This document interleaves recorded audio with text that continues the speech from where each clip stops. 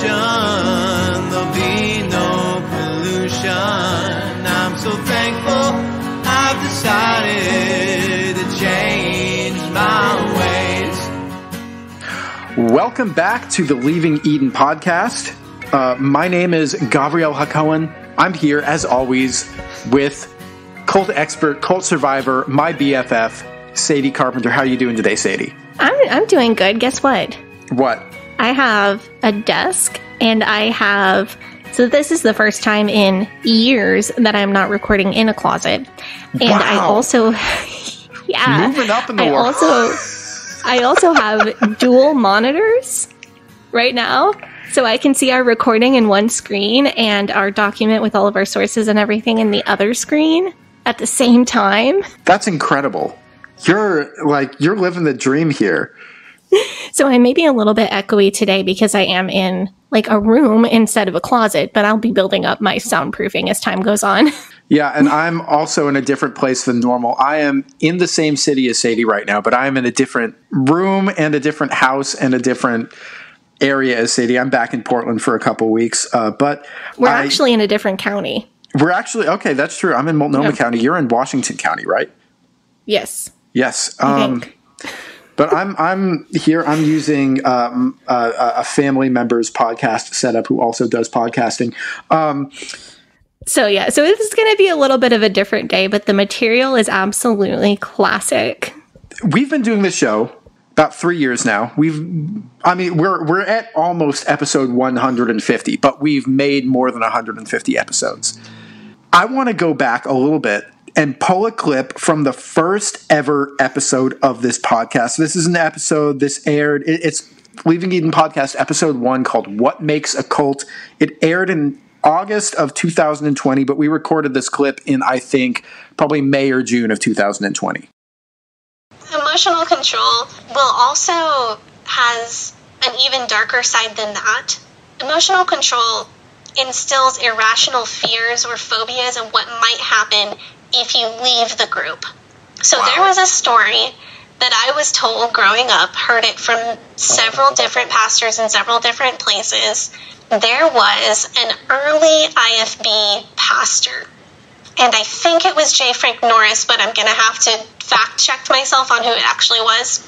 This pastor had a young man affiliated with his church who had decided to leave the church and go off into sin. And this young man was rebellious, and he wanted to be worldly, and he did not want to be part of the pastor's church anymore. And he began to threaten the pastor with attacks. Again, verbal attacks against the pastor, maybe threatening to physically hurt him at some point in the future. And the pastor told him, "Young man, do not raise your hand up against the man of God." And the young man didn't listen. And about a week later, this pastor was driving down the road, and he saw a horrible car wreck on the side of the road. And I do want to warn you, this next part is a little bit graphic. The pastor pulls over up next to this car wreck, and he sees that the victim of the car wreck was the young man who had threatened him and the young man who wanted to go off into sin. So it's like a full Deus Ex Machina situation.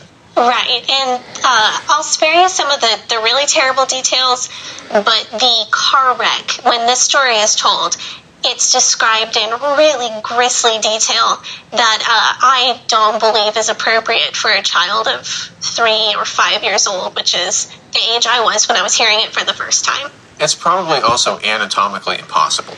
Most likely.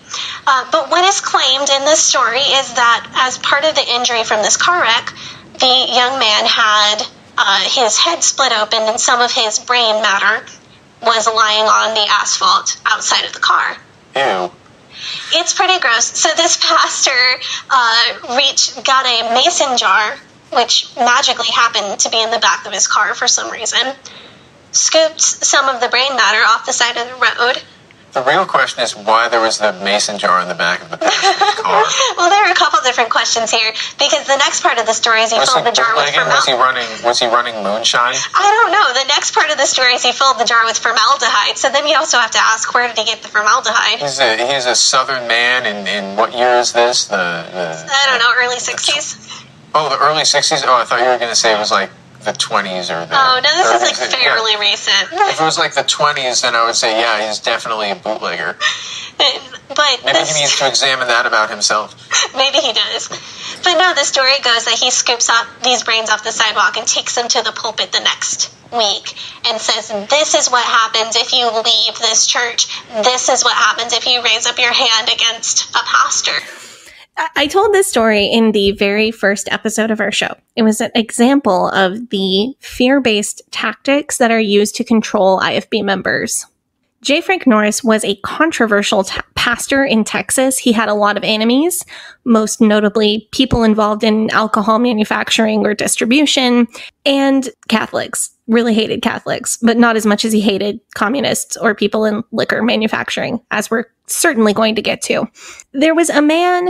The way that Norris told the story, there was a man who crossed him, and after leaving his office in a tizzy, this man got in a terrible car accident, leaving his brains scattered across the road. The way I always heard the story, Norris came by in his car and saw the accident and scooped up a bit of the brain in a glass bottle or glass jar and took it to the pulpit the next Sunday morning to preach about this is what happens when you cross the man of God. This story was used to instill... But this was told as like... Yes, but also having researched J. Frank Norris, is this out of pocket for him? No. Because not really. This is far from the wildest story about it. So this story, though, it was used to instill so much fear into IFB people because the message was, don't cross the man of God or it'll be your brains on the pulpit next. And that means if your pastor tells you to make a certain financial decision or a certain spiritual or relational decision, you better do it unless you want your brains on the road. I'm imagining him scooping up the brains like he's playing polo. Yeah. You know, but like in a car with a jar. In a car. And this story became really apocryphal because obviously J. Frank Norris died 40-ish years before I was born. So I never heard this story from him. I heard it from my dad, who heard it from Jack Hyles, who maybe heard it from J. Frank Norris, but actually probably heard it from somebody who knew Norris. So because of this game of telephone, the story has become apocryphal and all these extra details have been added that weren't in Norris's telling of it. But we've found the original source, the Norris-approved source for this claim. And it turns out the way that Norris told the story, there are some fact-checkable details. But before we get there, we have to talk about all the things that we know happened in the wild, wild life of J. Frank Norris. If this story was true, then this would probably be like the third or fourth craziest thing that J. Frank Norris was ever involved in. Yeah, I'd put it at a solid number 3 behind the... I'd put the arson first, for sure. You put the arson before the murder charge? I would put the arson... because there were more arson charges. There was only one murder charge. Okay. Although he probably actually committed 2 murders. We're going to get to that. No, I would say the arson is the craziest, and then the murder, and then the brains in the jar. And then close fourth is when he accused the mayor of paying $20,000 to keep quiet his affair. Don't spoil the next 2 weeks, because the next 2 weeks, this week and next week, we're going to talk about J. Frank Norris. Today, we're going to talk about Norris's life story, his influence over the IFB movement, Christian fundamentalism, and even the broader evangelical movement as a whole. To give some examples, there is a very real possibility that J. Frank Norris was the originator of Christian Zionism. There is undeniable evidence that Norris actively supported and was supported by the Ku Klux Klan. And in our research, we also uncovered some truly shocking revelations about Jack Hyles. And then next week, is going to be the fun one, where we're going to talk about J. Frank Norris's murder trial, and then we're going to thoroughly investigate Norris's story about the brain in the jar, and with the ample evidence that has now been provided to us to either prove or disprove the factual basis of these claims. I am just so grateful that we decided to do a 2-part episode on this guy, because now I'm thinking, oh, I could have written 5 with no problem, because there is just so much to say about him. He was so much more important than even I realized. But let's get into it. Let's talk about the Texas tornado, the pistol-packing preacher, the granddaddy of the IFB. But before we get into that, the Leaving Eden podcast is the podcast about my BFF and co-host, cult expert, cult survivor, Sadie Carpenter's life in and escape from the independent fundamental Baptist cult, the cult in which she was raised. We talk about this cult. We talk about other cults. We talk about religion. We talk about fundamentalism. We talk about the real and present threat the cults and cult ideologies pose to society as a whole. And it is our goal to promote freedom of mind, freedom of thought, and freedom of religion. So if you like our show, if you are a fan of our show, there's a number of things that you can do to support us. You can join our Patreon, which is patreon.com/Leaving Eden podcast. And if you sign up for that, you get all of our episodes in the extended form, because there's just so much that we talk about that can't make it into the final streaming cut of the episode. So there's an extended, uncensored, ad-free version of all of our podcast episodes that ends up on our Patreon. They also come out 2 days early. So if you want to listen to it on a Saturday or a Sunday, don't want to wait until Monday, then you can sign up for the Patreon and they will show up there. You can also join our Facebook group, which is facebook.com/groups/Eden Exodus, and reddit.com/r/Eden Exodus is our subreddit. One more thing before we go and thank our patrons. If you guys haven't noticed, we have a little bit of new cover art for our show in honor of us finally tracking down this J. Frank Norris brain in jar story. If you're looking at this on your phone, you will see the brain in jar Leaving Eden podcast logo. I think that's the podcast logo we might be running with for the next little bit. Anyway, that is now available as podcast merch. You can get t-shirts, tote bags. I think you get phone cases too, but that's all on our Threadless shop. And the link to the merchandise for us is in the description. And if you purchase the merch for the show, that goes and helps us make this show possible. Get it while it's hot. Would you like me to thank the patrons this week? I would love it, because I can't pull up their names because I'm on an iPad, not the desktop version of the Gavi, when are we going to record an episode where both of us are like in a normal proper studio? Because I don't know if that's ever happened. I don't think so. Like in maybe a couple weeks maybe. I don't know, when I get back from Oregon. And I have my soundproofing up, and we're going to get there, folks. So, okay, let's thank the patrons that make studio upgrades possible. Our I Gave It All tier patrons are Kathleen Moncrief, Melissa Mosley, and Todd Dale on behalf of Madeline Antrim. So thank you so much to those I Gave It All tier patrons. Our Faith Promise Missions patrons are Alex P., Ali Allen, Anisha Patel, Brittany Brooke Tully, Krissa, Crystal Patterson, Dear Ethan Hansen the Musical, Dora J., Enchanted Fairy, Esther M., Hannah Ross, Hope Norum, Horton Here's a Shane, Janine Callan, Jen Kaharski, Jessica Tambo, Jonna K. Terwee, Kristen Marie, Learned Vixen, Linda Morgan, Lindsay Goss, Lorena Watson, Madeline Antrim, Marlena Stuve, Marcia Millard, Mary Williams, Mary Martin, Megan Arndt, Rob the Methodist, Stephanie Johnson, Steve and Amy, Susie, Tara McNamara, 1010, welcome 1010, The Loch Ness, Tiffany Enderby, and Wes the Cowboy. Thank you guys so much for subscribing to our Faith Promise Missions and I Gave It All tier of our Patreon. You guys really make this show possible. Yeah, and thank you to everybody who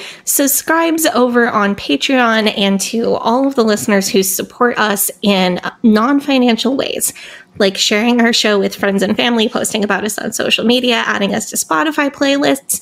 Every little bit counts. Even just people who download and listen every week. All of that is a great support, and we really appreciate it. In general, we talk about a lot of potentially triggering topics on this show, including but not limited to suicide and mental health, racism, misogyny, PTSD symptoms, child abuse, mental, physical, and sexual abuse, and spiritual abuse, including guilt, shame, and fear. In most episodes, we will mention at least a few of these topics. What we do to help our listeners is we try to avoid any graphic detail about these topics unless it's relevant and necessary to the story we're telling on that day. We also do our best to give the audience a heads up if we are going to go into detail on any of these topics. Today's episode is a little bit of a trigger warning for everything.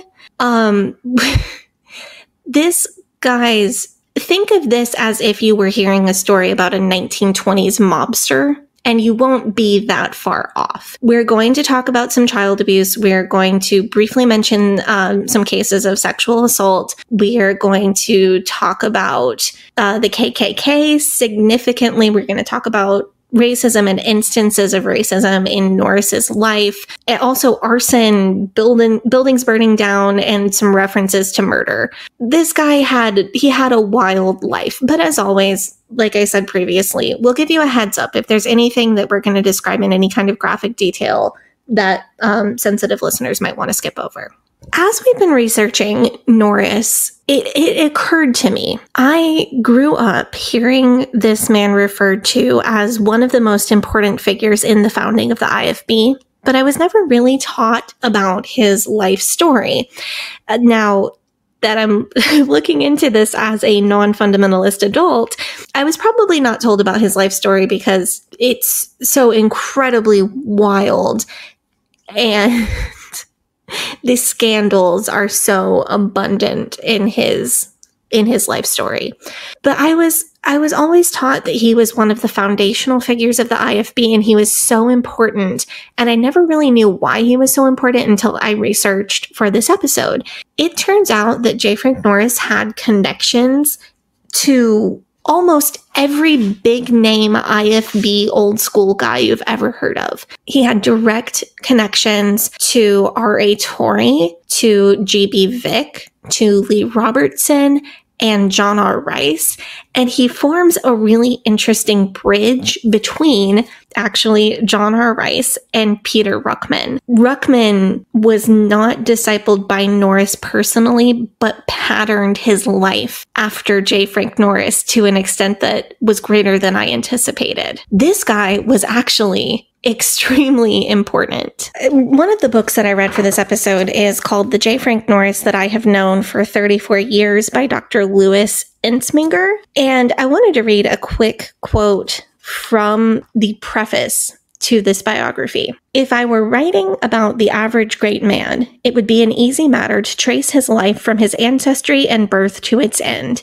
But I doubt if there ever was a man in the Christian world since the apostolic days where there is such diversity and variety of experiences and of service. Throughout this biography, Norris is compared to important biblical figures like the Apostle Paul or King David, and the praise for him and the fundy street cred that a person would earn by being connected to him didn't end when Norris died. Jerry Falwell said in the 1980s, after becoming famous politically as the founder of the Moral Majority, quote, "I was trained by men who were trained by J. Frank Norris." Jerry Falwell describing the influence of Norris on himself is by itself a huge statement towards how monumental this guy was. I don't think that can be overstated. Norris was in pretty much every way the archetype for every fundamentalist pastor, and we're going to talk about how in more ways than one this is definitely true. I searched on Twitter looking for IFB pastors talking about J. Frank Norris, and I was spoiled for choice.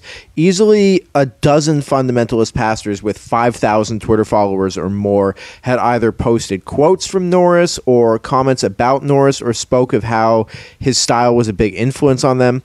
I want to take a moment. to talk about Jack Chick and his influence on Jack Chick. So I went to Jack Chick's website and I found an article titled "The Ethics of Street Preaching," and this is an article written by Chick.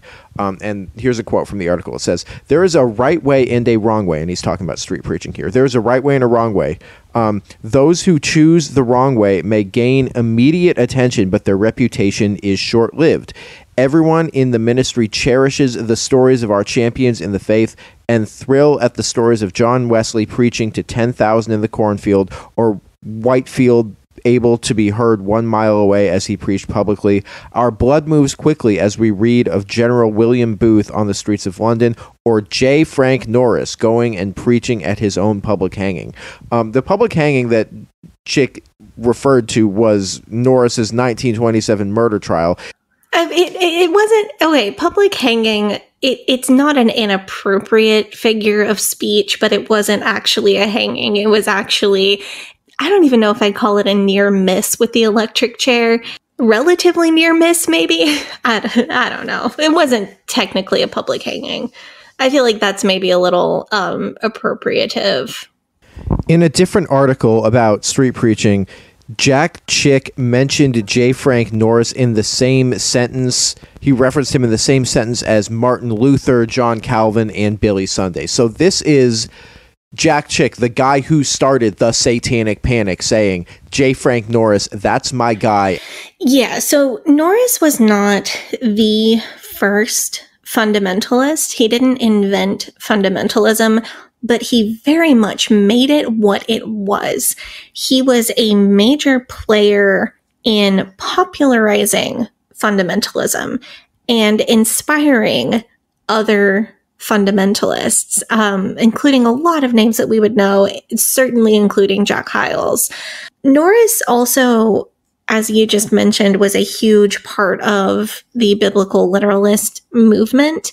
So that, I read an incredibly interesting article, and let me pull it up so that I can properly cite this person. So this appears to be a master's thesis or possibly a dissertation. I'm not quite sure which, but it is by Jacob B. Bratcher. The title of the article is Inspired in the Original English, The Life and Works of Peter S. Ruckman featuring John R. Rice and J. Frank Norris. I read this whole thing and then I sent Mr. Bratcher an email from the podcast account telling him how wonderful it was. And just like, what a great article. Thank you. I fangirled over this article. This was incredible. This article traces the connections between Ruckman, Rice, and Norris. And it turns out that the entire concept of biblical literalism that the Fundays are working with comes from discussions and debates and bad blood and friendship at different times between those three men. This is what I'm saying. He was way more important than I thought. I knew he was important, but I thought it was for his style, his wild antics, the aesthetic that he brought to fundamentalism. But as I've learned more, it turns out that he was actually theologically incredibly important to the bones, the foundation of the fundamentalist movement. There's one other connection I want to make sure we hit, and that's with Charles Finney. So if you did not grow up in fundamentalism, you probably have no clue who this is. If you did grow up in fundamentalism, I'm sure the name rang a bell. He was compared to Charles Finney because they were both proponents of the temporal world affecting the spiritual world. Basically, we use methods that attract people here in the temporal world, and that's okay because it's all for the spiritual world. So it's totally okay to run a spring program with like wild prizes or promotions and to be very bombastic and to use clickbaity sermon titles. All of that is using the methods of the temporal world to affect the spiritual world. Is this just the ends justify the means, but make it Christian? Sure, it's part of it, and the tendency of fundamentalism to use that kind of tactics can almost entirely be traced back to J. Frank Norris.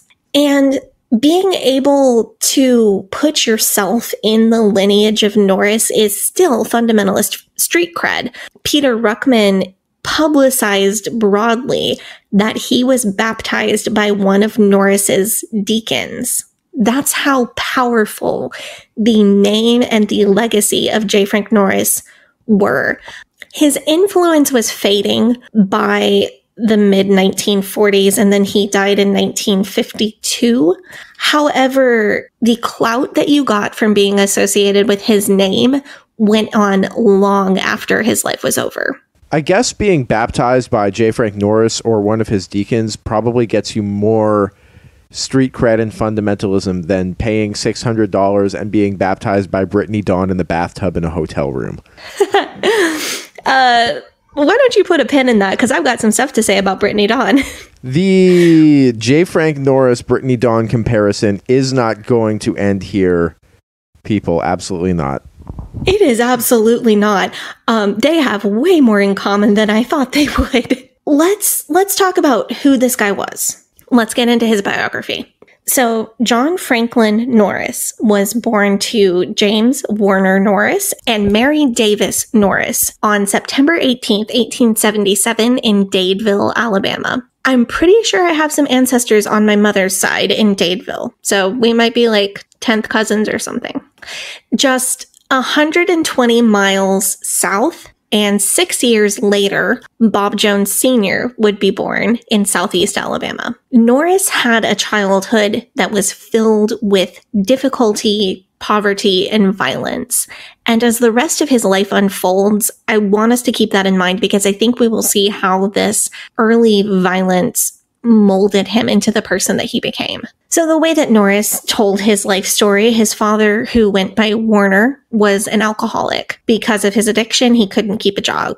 And whenever the family could get a little bit of money, Warner would immediately spend it on alcohol. According to the other book that I read for this episode, which is extremely good, by the way, Menace in the Megachurch by David R. Stokes, Norris was called Frank as a boy, and he found comfort in the recently published book, The Adventures of Huckleberry Finn, because of its themes of fatherhood and absent fathers and alcohol addiction. It felt familiar to him. One of the most repeated stories of Norris's young life is a story that happened when he was 10 years old. On either Christmas Eve or Christmas Day, he found his father's liquor stash, and he broke every single bottle. When his father found out, he took a black snake whip and whipped his 10-year-old son until Mary, Frank's mother, threw herself over Frank's body in order to make the brutal beating stop. In Norris's dramatized version, his father then fell to his knees beside the bedside of his injured son and prayed out loud,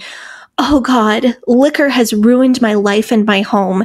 Take this boy that I have been so cruel to and send him up and down the land to smite the awful curse that wrecked his father's life and broke his mother's heart." So this is quite a superhero origin story. We're going to get into the veracity of these stories, but that prayer that he claimed his father prayed is very important to his life. He quoted it literally all over the country as he was a figure in bringing about prohibition. Before Frank's 11th birthday, the Norris family moved to Texas. Warner Norris became a cotton sharecropper near Waco. But despite his impassioned prayer the previous year, he was not able to make headway against his addiction. There's another story that Norris used to tell about a bar in Texas called the Blind Tiger. His mother, Mary, had visited repeatedly during their first few years in Texas to beg this bar to refuse service to her husband, but they had laughed her off repeatedly.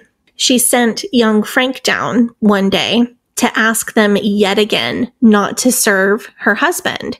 And the owner of the bar laughed him off, cussed him out, and physically threw him out of the bar. And Mary had just had enough. She, you can laugh at me, throw me out, but don't with my kid, basically. She came back with the horse and buggy. She whipped the owner of the bar with her horsewhip and broke every liquor bottle in the place. So I know that either or both of these very dramatic whipping stories could have been exaggerated or just plain made up, possibly. Both of these stories are printed in the book, The J. Frank Norris I Have Known by Dr. Louis Ensminger. This book, by the way, it is broadly speculated that Norris actually wrote the book and then just had Ensminger edit and add to it and make it flow better, which I absolutely believe because, like, I didn't sit and read through this book, but I read parts of it and chapters of it and looked for information in it, and I've been in and out and through this book over the last couple weeks. The book is largely made up of quotations from Norris's sermons to begin with, and then a lot of Norris's personal stories are told in the first person. Ensminger just writes like little bits between to make the stories make sense. So we don't know the truth behind these stories, but we do know that Norris's young life was not easy, and we know that his childhood was absolutely touched by violence, poverty, addiction, difficulty. So we've talked about traveling revival meetings and how they were prevalent during the First and Second Great Awakenings, but persisted, especially in the South, for many generations after the Second Great Awakening. We talked about this even in the Sheffy episode and in Called to Preach. My dad even talked about attending traveling revival meetings in the 60s and 70s as a child and teenager in Alabama. J. Frank Norris was saved at just such a revival meeting in August of 1890. And about a year later, violence visited the Norris family again. Warner had turned in a gang of horse and cattle thieves to local authorities, and they came to the Norris family farm looking for revenge. These horse and cattle thieves shot Warner, and when 14-year-old Frank charged the assailants with a knife in defense of his father, he was shot 3 times as well. Warner recovered fairly easily, but Frank's recovery took over 3 years as he fought gangrene and inflammatory rheumatism. During Frank's recovery, he was visited often by a local preacher named Cat Smith, and it was during these visits that Norris was called to preach. So this story has like all of the fundamentalist tropes. Yeah, it is, it's a classic story. And then Norris starts to break the rules. And this is where he starts to break the mold a little bit. At the time, in this part of Texas, in broadly Baptist circles, which almost always meant affiliation with the Southern Baptist denomination, people didn't necessarily go to seminary, especially to pastor a small country church that had 50 or 100 members, because it was that rural and that far out in the middle. It just wasn't what was done. How you became a pastor in this part of Texas, in the Southern Baptist Convention, when Texas was still very literally the Wild West, is an older pastor would set you up with an internship at one of these small churches, and you would basically be the assistant pastor there until the main pastor died or retired, and then you would move up. So Cat Smith set Norris up very much in this way to work at Mount Antioch Baptist Church for an internship, but Norris decided to throw out the playbook, and he went to Baylor University. At the time, Baylor University's theological department was an official Southern Baptist seminary, and it was kind of where you went in this entire region of the country to become a Southern Baptist minister. Norris did not have a good reputation at Baylor. There are stories of him being a very cruel person. He bullied a fellow student for having a stutter, and a serious charge was brought to the editor of the school newspaper that Norris had embezzled offering money that was collected for a sick preacher. Wait, didn't we just hear a story just like this? Yeah, there was this houseless man named James, and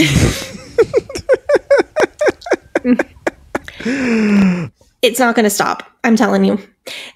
In 1903, Norris got married. He married Lillian Gaddy. Lillian's father was Dr. J.M. Gaddy, who was a general missionary for the Texas Baptist General Convention. Hold on to his father-in-law's name, because that's coming back. Dr. Gaddy was just very well-known, very well-respected Baptist missionary. So while Norris was at Baylor, he was involved with a group called the Haydenites. The Haydenites were a denominational splinter group who followed a Southern Baptist leader named Samuel A. Hayden. Samuel Hayden was known for owning a newspaper called the Texas Baptist, which was later renamed to the Texas Baptist and Herald. Hayden used the Texas Baptist and Herald to attack not only the Southern Baptist Convention at large, but also anybody that he had personal beef with. There was a rival newspaper owned by a man named J.B. Cranfill called the Texas Baptist Standard. And the rivalry between the Texas Baptist and Herald and the Texas Baptist Standard was so intense that it was referred to as the Paper War, or the Texas Baptist Newspaper War. Is this newspaper war like the 1890s, early 1900s Texas Baptist version of the Musk versus Zuck fight that absolutely nobody on earth asked for? I don't know. I've kind of unfollowed that kind of, because okay, so how intense was this Texas Baptist newspaper war? Was it just people making fun of each other and, calling each other heretics in newspapers and like mean tweets? No, it was not. Samuel Hayden and J.B. Cranfill were on a train going to the same Southern Baptist convention in 1904 when they ran into each other in the bathroom on the train. Cranfill pulled a gun on Hayden. There was a physical fight. The gun went off, but no one was hurt. And it was the kind of thing where, so Cranfill said, Hayden came up behind me and I assumed that he had a gun, so I pulled my gun. And then Hayden was like, I just came in to use the bathroom. I wasn't going to hurt him, and I definitely wasn't sneaking up behind him. I don't know why he pulled a gun on me. And then they got into a physical fist fight, and the gun fired one way or another. I bring up this story because you need to know how serious the Texas Baptist newspaper business was in the early 1900s. It was, when they call this a war, it's not really that exaggerated. Norris then so after he graduated from Baylor, he went to Southern Baptist Theological Seminary in Louisville, Kentucky for a Master of Theology degree. The Southern Baptist Theological Seminary was the premier Southern Baptist seminary at the time. And it has several notable alumni that we have spoken about, including William Bell Riley, who you might remember showing up all over the Scopes Monkey Trial episode, as well as Lee Robertson, who became a very well-known IFB preacher, and W.A. Criswell, who probably only the real fundy buffs will recognize the name W.A. Criswell. Criswell was the president of the Southern Baptist Convention in the late 60s, early 70s. Many presidents of the Southern Baptist Convention have graduated from both Baylor and Southern Baptist Theological Seminary. Norris pastored after graduating from the Southern Baptist Theological Seminary. He pastored the McKinney Avenue Baptist Church in Dallas, Texas for 2 years from 1905 to 1907. He graduated at the top of his class at both Baylor and Southern Baptist Theological Seminary and received multiple offers from Southern Baptist churches around the country. He accepted the offer to pastor McKinney Avenue Baptist Church in Dallas because he wanted to be close to the headquarters of the Southern Baptist Convention. From the very beginning, he had his sights set on climbing the ranks of the convention. When he arrived at McKinney Avenue Baptist Church, only 13 people showed up to hear him preach his very first sermon. But over the next 2.5 years, the church grew to over 1,000 members. Wow. Was Norris just that good of a preacher? Well, he attracted the attention of denominational leaders like George W. Truett, a highly influential Southern Baptist preacher who would also later serve as the president of the Southern Baptist Convention. But he didn't necessarily only attract Truett's attention because his church grew so quickly. He attracted Truett's attention because he grew his church by stealing Truett's members. Is that sort of thing frowned upon? They called this sheep stealing. Oh, okay. So there's like an actual term for it, that Christians have a term for it. And like people still use this on bus routes. If you have two neighboring bus routes, like if you're Hyles Anderson college students and your bus route backs up to somebody else's bus route and you cross the line to get kids from the other person's bus route and like hustle them across the street to get on your bus, they still call it sheep stealing. That is too funny. Yeah. That is too funny. Yeah, the term that we used for this when I worked at Guitar Center was swooping. Like, you could steal a deal from somebody else and then take their commission, but if you got caught for it, you'd get in big trouble, and it was like a big deal if somebody got caught doing it. I know people that like quit or were fired over doing stuff like this. It was extremely frowned upon. So the thing is that used cars weren't really a thing during much of Norris's early ministry, because the only cars that were there were new cars, because cars had just made it to Texas. But he would have made a great used car salesman given the opportunity. Truett was like, he was a big name denominational guy, right? He couldn't necessarily call Norris out for what he was doing, because he had to be this big, refined Southern Baptist gentleman, old school preacher. You know, I'm a very fancy, and I want to be president of the Southern Baptist Convention in a few years, and I can't lower myself to deal with this young fellow who's stealing my church members. But Norris decided he didn't like Truett after stealing a bunch of his church members, and that he needed somewhere to vent his frustrations. Conveniently, right about this time, in 1906, 1907, the Baptist Standard was coming up for sale. So Cranfill's. And of course, Norris being Norris, he was very interested in joining the Texas Baptist newspaper wars.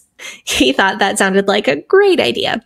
But where was the money to purchase the Baptist Standard going to come from? Well, conveniently, towards the end of 1906, Norris came into a large sum of money. How did he get that money, you ask?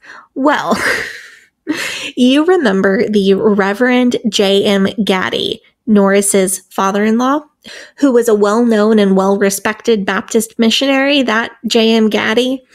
Well, Reverend Gaddy was on a train with his up-and-coming firebrand son-in-law in December of 1906. The rumored reason that they were on the train is that Norris was accompanying Gaddy to San Antonio because Gaddy was dealing with nervous exhaustion, which is what we would now call like a mental break or a nervous breakdown.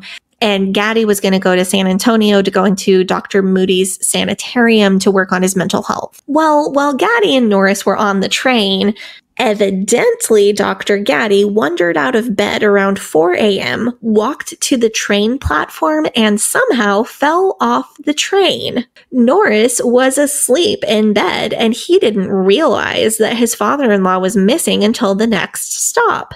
When Norris immediately got back on a train heading back north to look along the tracks for his poor father-in-law, who completely accidentally fell off a train. Fell off A train. He fell off a train.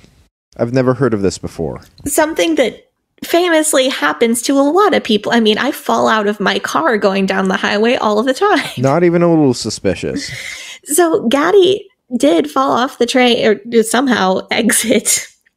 I shouldn't laugh, but it was over 100 years ago, so hopefully I'm okay.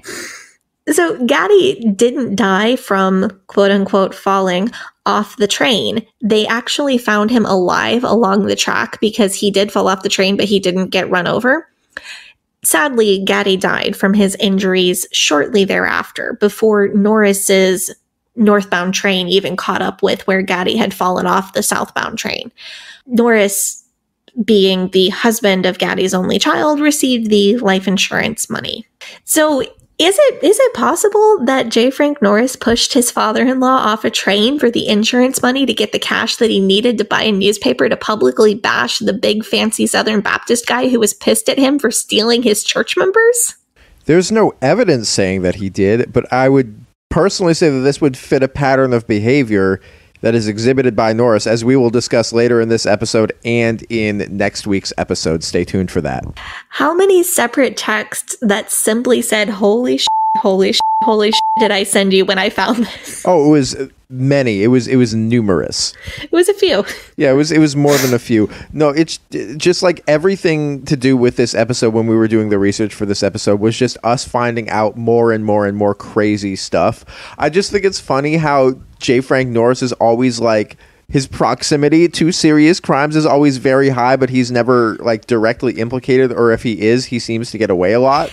Yeah, he's constantly crime adjacent, because this happened in 1906, And there will be very few years until like 1926 that he is not accused of a crime. However, he got the money. Norris took on the job of editor of the Baptist Standard newspaper. He had bought not control of the entire paper, but he had bought a controlling stake in the paper. Immediately, he reached out to Samuel Hayden of the Haydenites, who owned the rival newspaper, the Texas Baptist and Herald. So Norris owns a stake in the newspaper that used to be owned by Cranfill, who is the guy that got in a gunfight with Hayden in the train bathroom. Then he called Hayden and bought out his entire paper for $30,000. Then he reached out to Cranfill, who had left the Baptist Standard and started a new publication called the Baptist Tribune, and he bought the Baptist Tribune as well. So he's just turned himself into one of the most influential pastors in Texas by creating himself a media empire of all of the Baptist newsletters. He hostile takeover and merged the three biggest Baptist publications in Texas, effectively ending the Texas Baptist newspaper wars. He publicly stated that he did it because he was tired of the destructive tendencies in Baptist publications. Tired of all of you tearing each other down. We ought to be united for the gospel. What he had actually done was consolidate every large Baptist publication in Texas under his own personal power. And these newsletters are actually really influential when it comes to the Southern Baptist Convention. So he's suddenly become very powerful. The Southern Baptist Convention was based in Dallas. That was their denominational headquarters. And Texan Baptists were a major voting bloc in the direction of the Southern Baptist Convention. This was denominational political power. He used his denominational political power to separate Baylor's former theology department, where he had earned his bachelor's degree, and so did many current and future presidents of the Southern Baptist Convention, into a separate Southern Baptist theological seminary called Southwestern Baptist Theological Seminary. Now, if Southwestern Baptist Theological Seminary really catches your attention, you're not alone, because Lester Roloff and Jack Hyles both attended Southwestern Baptist Theological Seminary. And that school would not have existed as it does today without Norris's wielding of his denominational political power to cut Baylor's theology department off from the college and form Southwestern Baptist Theological Seminary. It really seems to me like his MO is just to erase any and all oversight over whatever it is that he is doing. Like any civilian, any institutional authority over himself is a power that needs to be either eradicated or a power that he needs to be able to like sidestep and get out of under the umbrella of, if that makes sense. That's how it seems to me. That's how I'm reading this. Yes, but if possible, he'd rather just be the guy in power. We know so little about Norris's internal life or his motivations. We know what he said. We know what happened in court. We know what people who knew him said about him. But he's kind of very similar to Jack Scopp also, or even when Jack Hyles said, like, a husband and wife shouldn't be too emotionally intimate with each other. It's that vibe, because there are so few people who could speak to what was he thinking, what were his intentions, what was his motivation, because he simply didn't tell people what his motivations were, which is why I think the comparison with like a 20s mobster is a very accurate comparison to make about him. Yeah, and it's like the book that was written about him by his friend was really written by him. So that just goes to show how little he trusts the people around him. Yeah. But that book is mostly comprised of things that he said, quotes from things that he said in public, usually from behind a pulpit. But there's very little like, this is how he was in private. Yeah, we know so much about his public life and his public influence, and we know so little about his private life. But it certainly seems like he saw himself as the rising star of the Southern Baptist Convention, a future convention president, a future pastor of the largest churches in the Southern Baptist Convention, which he did become, it really feels like he saw himself that way from the beginning. So when he was still editor of the Baptist Standard, he was no stranger to unconventional tactics when it came to bringing in a crowd. I'm going to talk about some of his wild sermon titles in a minute, and I think you'll really enjoy those. As editor of the Baptist Standard, he led subscription drives that were incredibly successful. He offered items such as razors, fountain pens, portraits of Baptist leaders, and even a sewing machine for people who sent in a certain number of new subscriptions. Which leads me to ask, did J. Frank Norris kind of invent the spring program? I mean, if he'd been around 50 years later, then maybe he would have been throwing fillet of fish out of a helicopter like Jack Hyles was. Like, this is clearly conceptually related to you get a watch if you bring 25 visitors to church. Like, Norris said, you get a sewing machine if you send me 30 new subscriptions. And then literally 70 years later, Hyles is saying you get a watch if you bring 25 people to church. And David Hyles is saying you get a brand new car if you bring X number of visitors, and so on throughout Baptist history, independent Baptist history since then.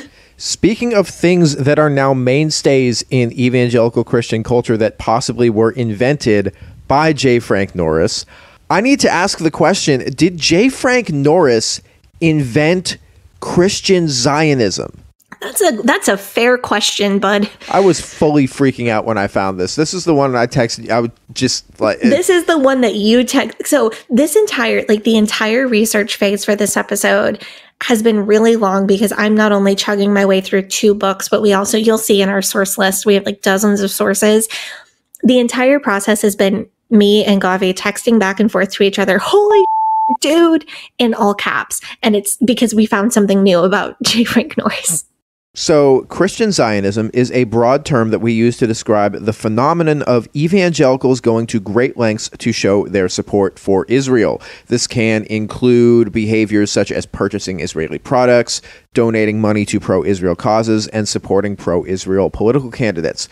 However, rather than primarily being motivated by like a rational political ideology or a set of foreign policy priorities, or genuinely supporting the safety of the Jewish people, or even supporting a desire for the situation over there to be resolved in a manner that is conducive to a sustained era of peace where everyone's happy. Christian Zionism is defined primarily by its motivation being related in some way to like end times theology and eschatology. So the rise of Israel to power in some way or another is one of the fixed points that they can use to solve for X to tell when Jesus is coming back and when the rapture is going to happen. It will use all sorts of pro-Israel rhetoric and talking points, but you dig a single layer below the surface and it's all about ... so that Jesus can come back. Yeah, so I'm going to do a little bit of a dive into history, a little bit of like a speed run, if you will. Love it. Okay. So in 1917, after the end of the First World War and the fall of the Ottoman Empire, Ottoman Palestine was taken over by the British. The UK's foreign secretary was a man named Arthur Balfour, and he signed a declaration that within the borders of the region would be created a nation state for the Jews. This was controversial. Supporters included both Jews and anti-Semites. The Jews who supported this wanted a nation state for themselves, and the anti-Semites had seen a rising tide of Jewish immigration to Britain following the pogroms in the Russian Empire and Eastern Europe, and wanted these immigrants basically to go anywhere else. And detractors included some Jews and also some anti-Semites as well. So the detractors included some Jews who felt that this policy would forever tar Jews living in Palestine with the label of foreign invaders, regardless of any historical connection to the land. And the anti-Semites felt that this would be a policy that would be beneficial to the Jews, and they didn't want it because they hated Jews. The local Arab population of the region really wasn't consulted in any way whatsoever, and the Arabs were the majority population, and they weren't really consulted about this at all.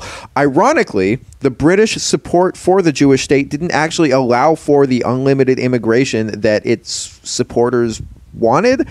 Over much of the lifespan of the mandate, the British actually limited Jewish immigration to the region, most egregiously during and directly preceding World War II, when Jews fleeing Nazi Germany were restricted from emigrating to Palestine. So in 1945, following the defeat of the Nazis by the Allies, the British announced an end to the British rule over mandatory Palestine, which would take place in 3 years. At the time, Europe was still dealing with a refugee crisis following the war, and hundreds of thousands of Jews who had survived the Holocaust were restricted from basically emigrating anywhere because Britain, Canada, the United States basically just didn't want them. And ones that went back to like Poland or Ukraine were often, persecuted or even murdered by their neighbors. Meanwhile, in Palestine, violence and tensions were growing between the Jewish population and the Arab population, and it was starting to bubble over into a civil war. In 1947, the newly formed United Nations convened and decided to divide the land up into a Jewish state and an Arab state based mostly around what populations were living in what area at the time. Most of the Jews, including their leader, David Ben-Gurion, supported this plan, while many more extreme paramilitary factions were against it because they felt that it was a compromise and they felt that they had been entitled by the British mandate to all of the land. For the most part, the Arabs rejected this plan because they saw the influx of Jewish immigration as imperialism, and because up to this point they'd never been involved in any of the decision-making of this process ever at all in any way whatsoever. The partition plan was to come for a vote in front of the United Nations in November of 1947. On October 2nd of 1947, J. Frank Norris wrote a letter to United States President Harry Truman in support of the partition plan, making arguments of both a religious nature, quoting scripture verses of God promising, quote, all of the land to the Jews, as well as making political arguments about the Jews needing security, but then going on to, I think most interestingly, make the argument that because the Arabs had taken the side of the Axis powers in World War II, and because they were taking the side of the Soviets in the Cold War, that the U.S. should therefore support the Jews against the Arabs. So this is very interesting to me that he would make this argument, because as we're going to discuss in just a few minutes, J. Frank Norris was Klanned up. This guy was extremely friendly with the Ku Klux Klan. I don't know if he was a Klan member, but he was, I would say, near enough as makes no difference. Like, you cannot consider this man to be a friend of the Jewish people in any way. What's wilder is that J. Frank Norris received a letter back from President Truman less than a week later, and this letter kind of made it clear that there was a regular correspondence going on between them. So I'm going to read this letter to you. And so this is what President Truman wrote back. He wrote, "Dear Dr. Norris, I am most grateful for your thoughtful letter of October 2nd. I deeply appreciate having the benefit of this expression of your views because I know that you have given long and extensive study to the Jewish-Palestinian question. Very sincerely yours, President Harry Truman."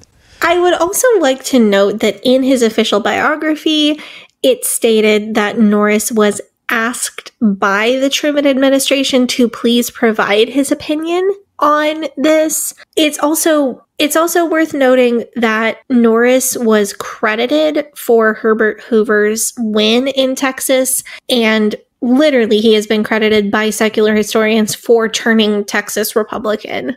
So it's interesting that this is very strongly claimed that Democratic President Truman solicited his opinion, but maybe it's not implausible. It's just an interesting connection. Well, the way that Norris's first letter to Truman was written, it made it seem like that. It made it seem like Truman sent him kind of like on a mission over there to scope it out and see what the situation was and report back to him to say, this is what you should do. Yes. I think that the letter coming back, rather than saying, you are the person who influenced me to make this decision, is more Rather than that, I think it's more Truman saying, this is the direction we're going with our policy, and basically giving Norris his assurances that his wishes would be fulfilled, but not that, like, you are the guy that made me make this decision. Like, I think that Truman probably had a lot of other people also advising him on this, but I don't think that Norris's opinion on the matter would have been seen as inconsequential. So I think the fundy assumptions of how influential this was might be a little overblown, but they're not completely out of sorts when they say J. Frank Norris had this influence on President Truman to make this decision. It just might be a little bit overstated. Yeah, we'll talk about this maybe a little bit later towards the end of this episode, but Norris did go on legitimate political trips. He was invited by Winston Churchill to see the damage from the bombing of London in 1941. I can't say whether Truman did Truman really solicit his opinion on this? That's not for me to speculate. That seems maybe a bit overblown, but what's not overblown is Norris's importance. He really was that big of a deal to Christian fundamentalists. It's not implausible that Truman really did ask him, what do you think, to gauge the opinions of fundamentalists in America, the rapidly growing group of fundamentalists in America. Right, because if Truman goes to Norris and says, what do you think about this? And Norris replies to Truman and says, I like this policy decision, and that's the policy decision that Truman is going to go with. He knows that if he makes that policy decision, that he's not going to lose any standing with fundamentalists or evangelical voters, who I guess are pretty powerful, especially in Texas. I think what is important to note when we're talking about Norris's opinions on Israel and Palestine and how he may have shaped policy, it's important to note that Norris was very famous, very influential, and far from apolitical. So on November 29th, 1947, the United Nations voted on the partition plan, and this plan was passed 33 in favor, 13 against, with 10 countries abstaining. The votes against mostly came from Arab nations. 6 months later, when the British Palestinian Mandate officially ended, David Ben-Gurion declared the independence of the State of Israel within the borders of the UN-approved partition. The U.S. then became the first nation to officially recognize Israel as a sovereign nation just 11 minutes after David Ben-Gurion's declaration. Yes, and that recognition just 11 minutes later, that whole thing is a huge deal in fundy lore, just so you're aware. Is the 11 minutes, significant? Is there, a numerological significance to the number 11? No, it's the fact that America was the first, because 1 has special numerological value. So I found a couple of fundamentalist websites that told the story in a manner that suggests that Norris was the one who convinced Harry Truman to support the partition and to recognize Israel. I personally doubt that this is true because Truman had a lot of people advising him on this issue, and his response to Norris's letter reads to me like his decision had already been made before receiving the letter and that he was merely indicating to Norris which way he would go.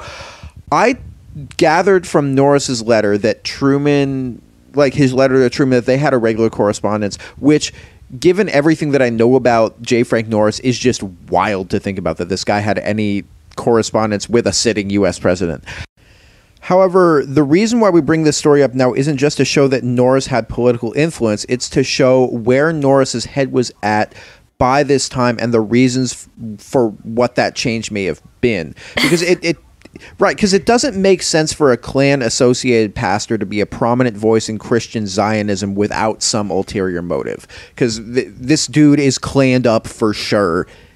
I don't know if he was a member, but he was just so closely affiliated with the Klan that he might as well have been. And it doesn't make sense for him to be pro-Jewish or pro-Israel in any way without some ulterior motive. And I looked into this because I was curious about this, and I was able to find 2 likely reasons. The first is that J. Frank Norris believed in a premillennial pre-tribulation rapture, and he had a word-for-word literal interpretation of the Bible, including the book of Revelations. So in 1934, he had a broadcast debate with a different fundamentalist minister about premillennialism, and as we will no doubt delve into at a later date, the rise of Israel and the independence of Israel as a nation-state is a vital part of fundamentalist end times eschatology. So if you grew up around this sort of thing, you will know that when people are trying to predict the rapture, they will plug in the date of Israel's independence as like one of their fixed dates and use that to like try to solve for X for the events prophesied in the book of Revelations. So the second possible reason for this shift is that by 1947, J. Frank Norris viewed communists, not Jews, as the primary evil and the way that Satan did work in the world. Communists, not Jews, not Catholics. You ever see an IFB church website and it says King James 1611 inspired and preserved premillennial pre-trib rapture? And like premillennial and pre-trib rapture are two things that go high on the list of things that are most important to this church. Like if they only have 5 or 10 doctrinal stances on their website, premillennial pre-trib is in there. It's that important. Norris is a big part of why that happened. Just like with the inspired and preserved King James Bible thing, the prevailing IFB doctrine of now is most influenced by Norris, Ruckman, and John R. Rice. He is also not the creator, but one of the major founders of the prevailing current IFB doctrine on premillennialism and pre-tribulation rapture. So I guess that connects him to Steven Anderson also. Unlike Steven Anderson, however, by this point in his life at least, Norris had spoken against anti-Semitism somehow, it's very surprising to me just considering how in bed with the Klan he was throughout his preaching career. So Norris wrote in 1937, "I confess my amazement that certain intelligent and outstanding fundamentalist pastors have joined this age-long and divinely cursed persecution." And he's referencing anti-Semitism when he's talking about that. Wow. That's a turn. And this worldview that he had by 1937 and by the 1940s was not universal at the time. Many of his fundamentalist contemporaries were, as he was, very Klan affiliated. But Norris' position on both Israel and communism became the dominant fundamentalism view even to this day. So later in life, and this is wild to see also, just considering of what's coming next in the story, Norris also reversed his position on Catholicism, viewing it as the last chance to save the world from communism. Like Norris believed that communism was more dangerous than Catholicism. Yeah, I'm going to talk about, so his anti-Catholic sentiment is going to come up throughout the rest of this episode, and also in next episode where we talk about his murder trial. His views on Catholics are actually kind of a major part of that. However, towards the end of his life, he had an audience with the Pope, like a positive, I want to meet the Pope. And what he said to the Pope was, basically, I used to really hate Catholics, but now I've realized that communism is much more of a danger. And the Catholics are the only religious group strong enough to stand against communism and save the world from communism. So now I want to be buds with the Catholics. Imagine if Alberto heard this. Because he's like, the Catholics and the communists are the same. I know, but John R. Rice also was taking major heat at this time for ecumenicalism and not hating Catholics enough. So make it make sense, fundies. My big takeaway from this is that I think we've found the connection between Nazism and the Protocols of the Elders of Zion and the Satanic Panic later. I think that it's McCarthyism and anti-communism, and I think we've found the string that we're going to have to pull to research that. So I think this is a good place. Let's take the offering break. We're going to jump back into the chronological history of Norris around 1909, and this is where we get into the arson. So that's going to be fun when we get back from the offering break.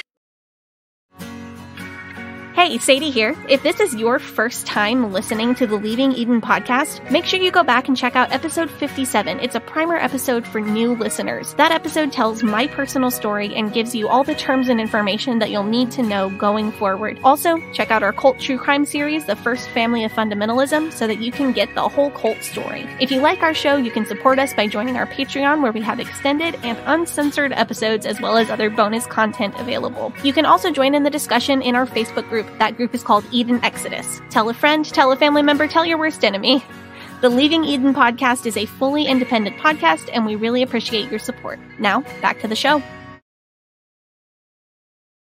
We are back from our break. We have talked about much of the early life of J. Frank Norris, as well as much of the influence that he has had on certain doctrines within fundamentalism and even within broader Christian evangelism as a whole.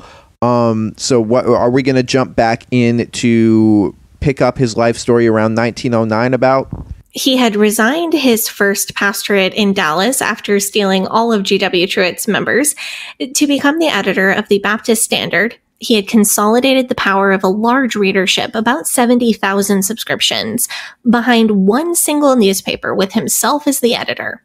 And he was riding high on this wave. He wrote an expose on the evils of racetrack gambling. He used very, emotional stories of mothers whose children had been driven to desperation by the money that they had lost betting on racetrack, horse race gambling.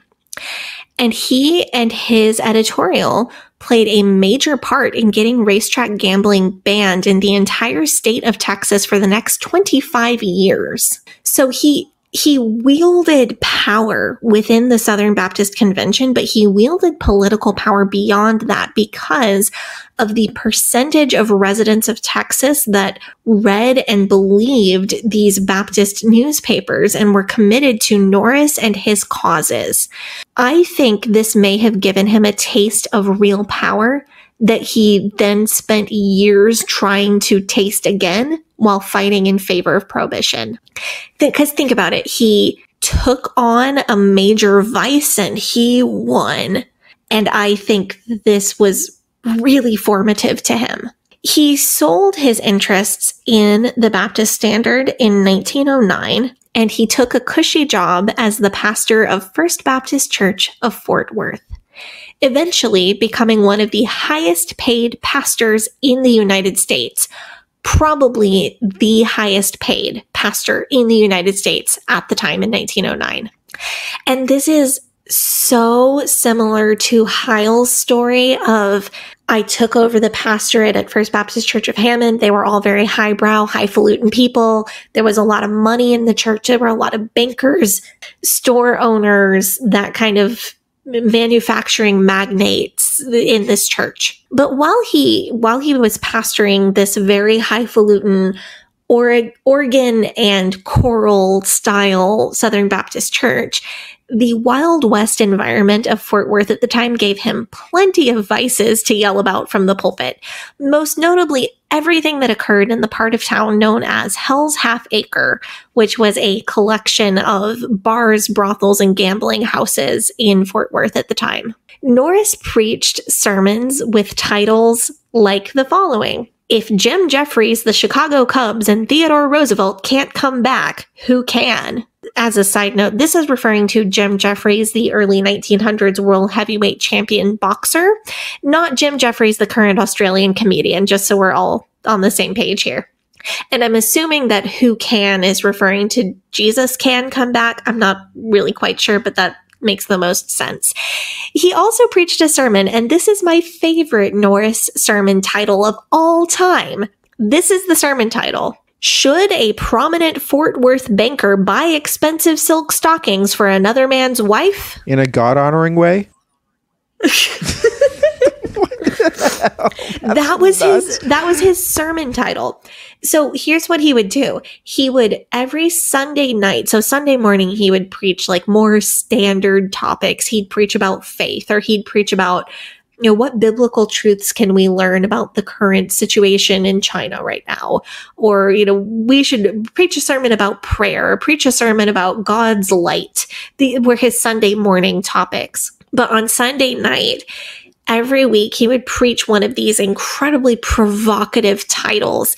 And he might have also invented clickbait, because in the case of the first title I read, If Jem Jeffries, the Chicago Cubs, and Theodore Roosevelt Can't Come Back, Who Can? It was theological. It was clickbait. Now, in the case of Should a Prominent Fort Worth Banker Buy Expensive Silk Stockings for Another Man's Wife, he fully had the intention of naming and shaming a church member of his who had gotten tattled on by another church member of his for buying silk stockings for another man's wife. And this trend of doing the boring sermon on prayer on Sunday morning and then pulling out all the crazy on Sunday night, that's a thing that still they still do that.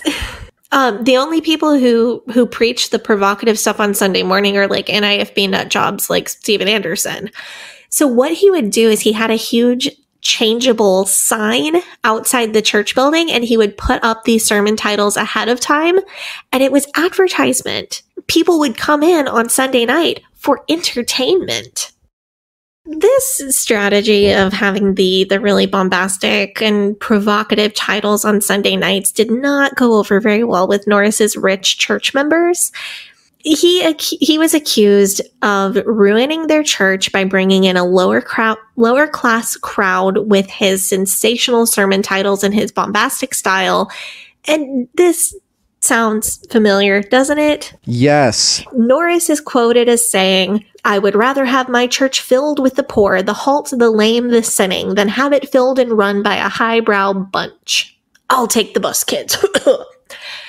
His church actually split over this remark and similar remarks that he made. But Norris caused real trouble outside his own congregation when he started naming names and pointing fingers at businessmen in town who were funding liquor interests and gambling halls and other vices like sex work in Hell's Half Acre. So this is when Norris caught the attention of the current mayor of Fort Worth, W.D. Davis. In the summer of 1911, Norris was campaigning for an upcoming vote on whether to enact alcohol prohibition in Tarrant County, making it a dry county even before nationwide prohibition was passed in 1919.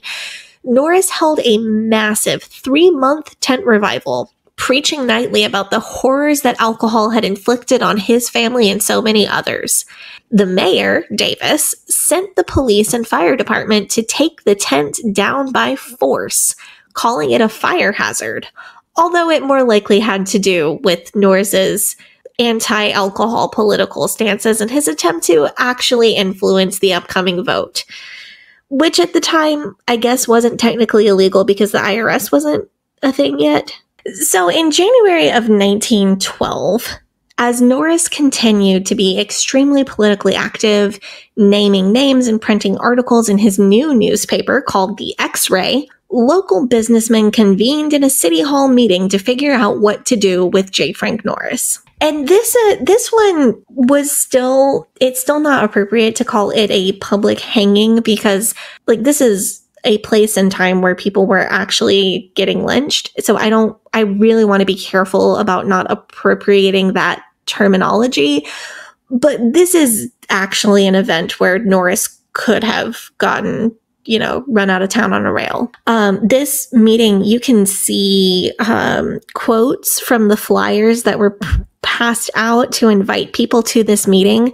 No women and no men under 21. They were pretty serious about this January 1912. We got to get rid of this guy, Fort Worth City Hall meeting. On January 11th, so we know that meeting was real. Here's where we get into what might not be so real.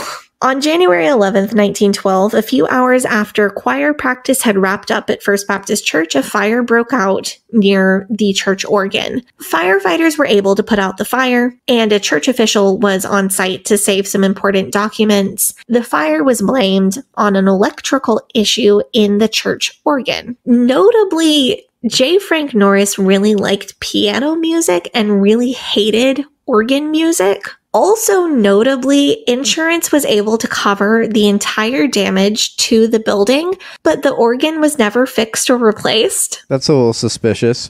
Just interesting. The coincidence, I suppose. The very next Sunday, Norris was in his office working late after the Sunday night church service when 2 shots were fired into his office in an apparent assassination attempt. Wait, so they shot at his office? Like from the outside? Like they didn't come in to try to shoot at him? That's... Somebody. Did they see who? Some people saw like a guy in a trench coat skulking around the back of the building. There were definitely shots fired into his office. Neither one of them came close to hitting. Well, one of them like went by his head and sunk into like the bookcase behind his head. This is... So the shots were real. Somebody definitely shot into his office. What we don't know is who or who told them to. Did maybe a certain preacher who really wanted to be notorious and had a persecution complex tell one of his church members to fake an assassination attempt and please miss? Or maybe it was just him. Maybe he just like went outside of the... I mean, maybe he had a secret door in and out of his office he could disappear out of, and... I didn't even consider that, but it's absolutely possible. Like he just hides the coat in his closet and says, don't look in there. He went that way. He's that way, run away. Don't look in my coat closet in my office. There's definitely not a trench coat and a gun in there. I mean, he did keep a gun in his desk, as we're going to talk about later. Like he kept that thing on him at all times. He kept it, according to Norris, he never kept it on his person. It was always in a desk drawer, according to Norris. So after this first fire and assassination attempt, threatening notes were sent to G.H. Connell, who was a member of Norris's church and the chairman of the church financial committee. Just keep that in mind. That's going to come back. Norris claimed that he was also receiving threats via mysterious letters. Keep that in mind also, because that's going to come back. Less than a month later, on February 4th, 1912, the church building went up in flames again, and this time it burned to the ground. On the same evening of February 4th, 1912, the parsonage 5 blocks away was in grave danger of burning as well. A sack soaked in oil and bundles of paper had been lit on fire on the back porch. But the parsonage fire was able to be extinguished by Norris, with only a few rooms having some smoke damage, as Norris had saved large water receptacles in the kitchen just in case the pipes froze overnight. Wow. That's convenient. There was a half-ass attempt at arson at my house the same night that my church building burned down, but I was able to put it out because I had some big pots of water in my kitchen in case, so we would be able to have drinking water if the pipes froze. Now, I have saved water in my kitchen in case the pipes froze before, but I've also never set my own back porch on fire. So it turns out that the threatening notes that were sent to J. Frank Norris were burned in the church fire. Oh no, lost the evidence. So sad. But G.H. Connell, the financial secretary, still had the notes that he had received, threatening notes that he had received in the mail. So he turned those notes in to the Postmaster General in hopes that they could identify who sent them and possibly who had set the fire. So a grand jury was convened in order to investigate the arson of the church, because it was clearly arson that First Baptist Church had burned down, and it was obviously arson at J. Frank Norris's parsonage, because that's a fire that somebody set. It's not an accident. Well, during this grand jury hearing, a few relevant details came to light and came to the surface that must now be addressed. Did he ever give like an apology sermon while he had laundry going in the back? So first, Norris was brought to the stand and he was asked, do you know who sent these threatening letters? And of course, Norris said, no, I don't know who sent these threatening letters. Other evidence was presented that showed that Norris had been bugging his financial committee about building a new, bigger church building. and the financial committee was not particularly open to this idea. This all led to Norris being indicted for perjury. The charge was that he had written the threatening letters to Connell himself to influence him to let Norris build a bigger church building. And then when Connell said no, Norris had lit the fire to burn down the church building so that they would get the insurance money, and then they would just have to build a new, bigger church building. Norris was indicted for the perjury and not the arson yet. He was released on a $1,000 bond on the evening of March 1st. And just a few hours later, the newly renovated and repaired Norris parsonage was on fire again. Oh no, how not suspicious. This time, this is kind of where this is really f***ed up because they almost didn't make it out. His family almost didn't make it out. So this time, the Norris family found it harder to escape. The staircase was engulfed in flames and the roof was covered in ice from an unusual Fort Worth ice storm. A neighbor came to their rescue and the family were able to climb out an upstairs window. So you go out the window over like a peak of the icy roof and then climb down the ladder to safety. Mrs. Norris fainted as soon as she reached the ground. This poor woman, the house with her 3 children in it has gone up in flames twice in a month. Her husband's church building has been burned down. Her husband is now being indicted for perjury. This poor woman. Oh my God, Lillian Norris is, I don't even know if I hate her. I kind of feel like she's badass. Unfortunately, the newly renovated and repaired Norris parsonage was unable to be saved and also burnt to the ground. By this point, Norris, like his father-in-law previously, was suffering from nervous exhaustion and was on the verge of a mental breakdown. He offered his resignation to the church over all of this drama, but the church refused to accept his resignation. So he planned instead to go spend some time with a doctor friend near his hometown who had recently opened a sanitarium at a natural hot springs. It's really interesting that the modern IFB is so incredibly against any kind of mental health care.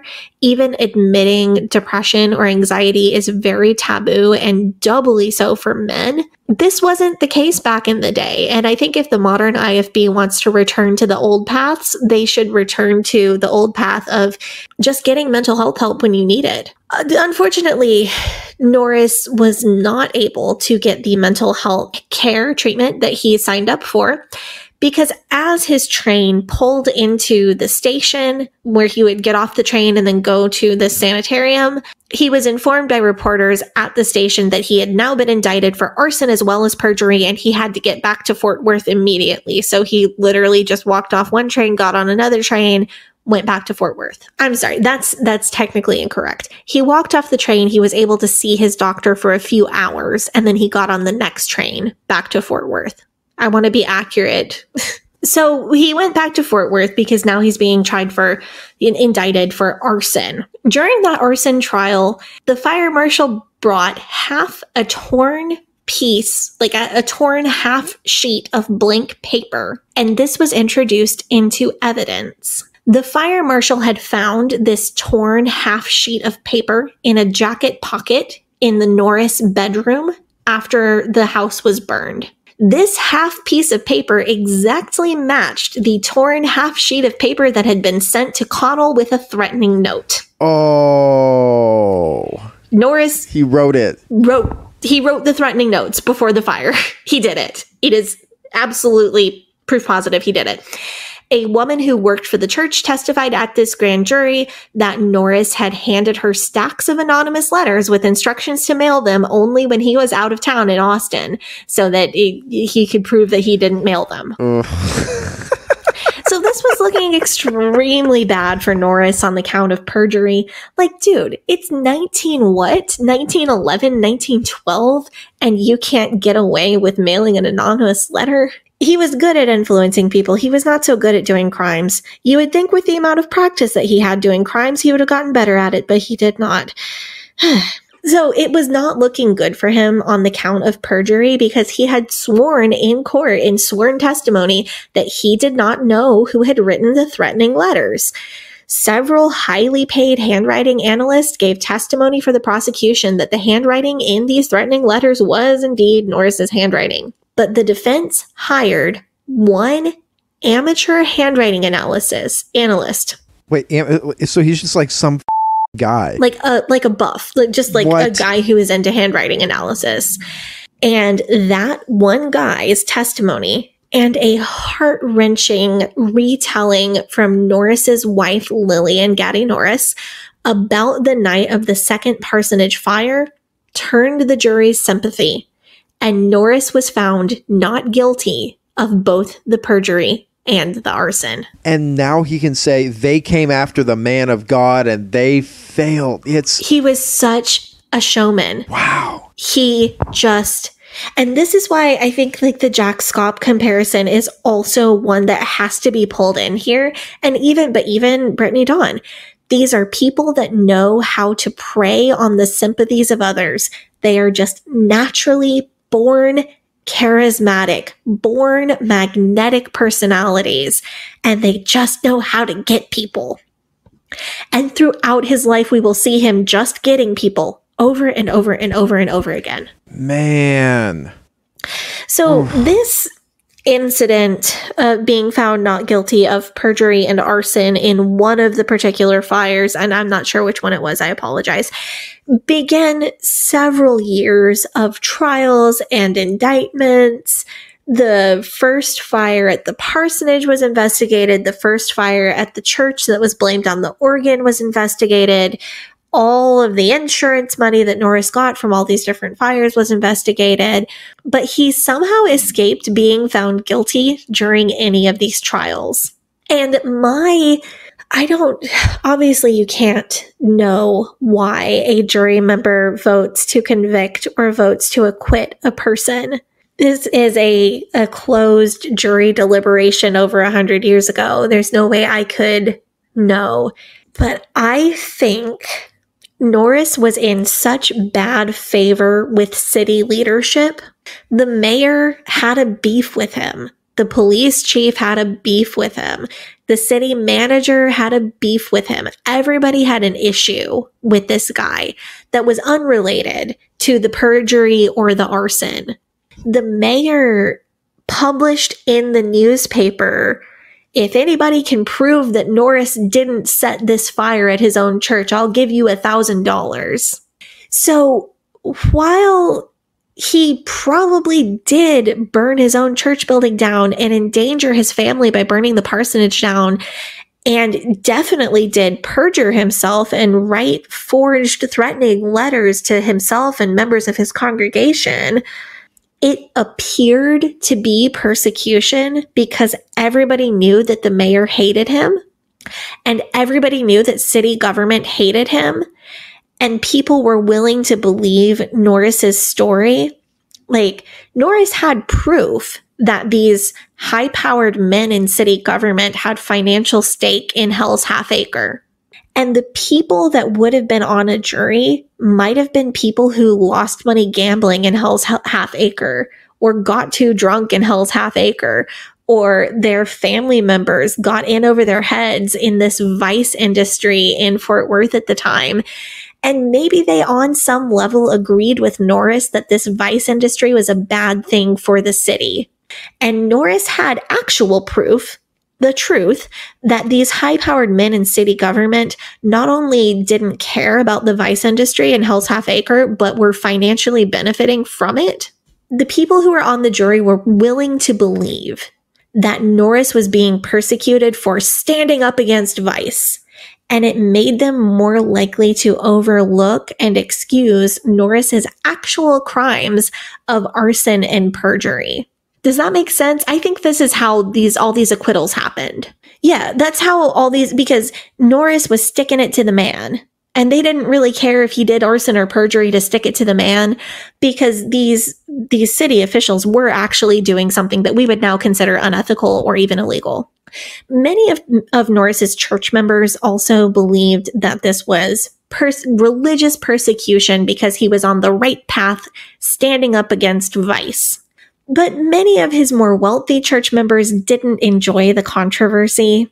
The church still grew, but as Norris eventually built a new auditorium and expanded his auditorium to hold a crowd eventually of 5,000 people, church membership also suffered several painful splits.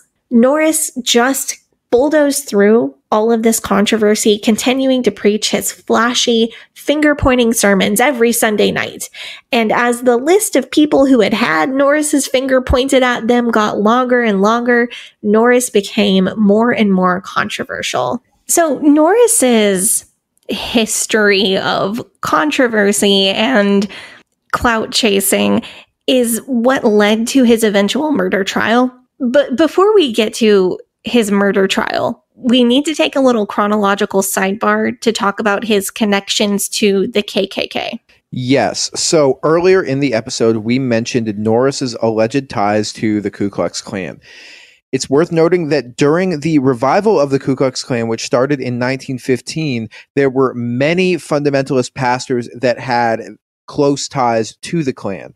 The Klan was outspokenly anti-Black, anti-Catholic, anti-immigrant, anti-Semitic, anti-evolution, anti-modernist, anti-communist, all those things, as well as being pro-Christian nationalism, specifically white Protestant Christianity and white Protestant Christian nationalism. So fundamentalist theology, specifically doctrines on Christian dominionism, doctrines on the curse of Ham, doctrines like the biblical literalist view of the creation of the world, as well as the anti-Semitic conspiracy theories involved with the protocols of the elders of Zion and how that involved with the book of Revelations made it so that anti-Semitic groups like the KKK, Christian fundamentalism would be a breeding ground for Klan-friendly sentiments. And it made the KKK and these fundamentalist believers and fundamentalist pastors natural allies. The Klan also wielded incredible political power, especially in Texas. Throughout the research for this episode, I've dug up many state, local, and federal politicians from Texas from this era, and one specifically from Fort Worth, from Tarrant County, that were either openly members of the Ku Klux Klan or they were widely speculated to be members of the KKK. However, J. Frank Norris went, I think, much further than just preaching on issues that were Klan-friendly issues or like tacitly endorsing their policy positions without providing material aid to their organization. Norris openly supported the Klan, and the Klan openly supported Norris. During a Valentine's Day church service on February 13th, 1922, two men who were wearing Klan robes presented J. Frank Norris with a bouquet of roses, affirming their organization's support for the pastor. The roses came with a card stating that the Klan stood for, and I quote, law and order and aid to the needy. The sermon Norris gave following this presentation of roses to him by the Klan was on the subject of the need for law enforcement to crack down on bootleggers and dope peddlers. And for those that don't know the subtext of this, during this time in history, bootlegging was associated with the Irish and the Italians, so basically the Catholics, and heroin was associated with Black people. So basically this sermon was a big dog whistle sermon about cracking down on Black people and Catholics. In 1924, a Klan meeting hall in Fort Worth was burned down after a homemade explosive device was dropped on it from an airplane. Oh no, so sad. Yeah, oh no. Anyway, this crime was never solved. Anyway, the local Klan chapter, they were left without a place to meet or fundraise, so J. Frank Norris invited them to perform a blackface minstrel show at his church auditorium. Oh no. Oh no. Oh yes. Oh yes, he did. That whole sentence just it started bad and just got worse and worse and worse throughout the sentence. So it goes deeper too. So Norris had a deep relationship with the Grand Dragon of the Ku Klux Klan of Fort Worth, a man whose name was L.P. Bloodworth. The two met in 1909 when Bloodworth was just 13 years old. Bloodworth's parents were members of First Baptist Church of Fort Worth, and Bloodworth's mother was the president of the Christian Women's Temperance Union of Fort Worth. So once again, ties between the Klan and the temperance movement. In 1926, when Norris was indicted for the murder of Dexter Chips, which we're going to talk about next week, he was a Catholic, Bloodworth announced publicly that the Ku Klux Klan was supporting Norris. And he said, and I quote, "I have known him for 17 years. And in all that time, he has been an outstanding crusader for Protestant Christianity." Yeah, this Bloodworth guy is going to come back when I present all the research I did about Norris's actual murder trial. More than publicly supporting Norris in newspapers, Bloodworth also was invited up on stage to pray at Norris's church during the lead up to the trial. So it wasn't one-sided, like Bloodworth is supporting Norris. It's two-sided. Norris is also leveraging his friendship with Bloodworth because being allied with the Klan Norris sees it as a positive thing. It was very politically expedient thing to be associated with the Klan if you're a Christian fundamentalist minister in Fort Worth in the 1910s, 1920s. I just don't want there to be any excuse making for Norris, because some people might misunderstand, like, oh, he was, he didn't really believe this, or he didn't really ally with the Klan on purpose. It was just for political expediency. And that's not correct. He placed himself in relation to the Klan just as much as they wanted to support him and be vocal advocates for him. In this murder trial that we're going to talk about next week, Bloodworth alleged in his endorsement and defense of Norris that Mayor Meacham, who was a Catholic, who was also involved in this case due to his public feud with Norris, but Bloodworth alleged that Mayor Meacham, who was a Catholic, had rigged a grand jury to indict Norris. Following Norris's acquittal, spoiler alert, and after Bloodworth was no longer the Grand Dragon of the KKK, Norris ordained Bloodworth as an independent Baptist minister and hired him to teach Sunday school at his church. So this Klan Norris support back, like it's two-sided. They are supporting each other and they are in support of each other. And to say that he's just like tacitly accepting their support and not like condemning their support, he's like out here openly associating with these people and like strategizing with these people and inviting them to be involved with. There's like a revolving door of Norris's circle and the Klan, and it's the same people. It's interesting that Norris ordained him as a minister, because we remember we were talking about Peter Ruckman bragging about having been baptized by a deacon of Norris's. Yes. Makes you wonder.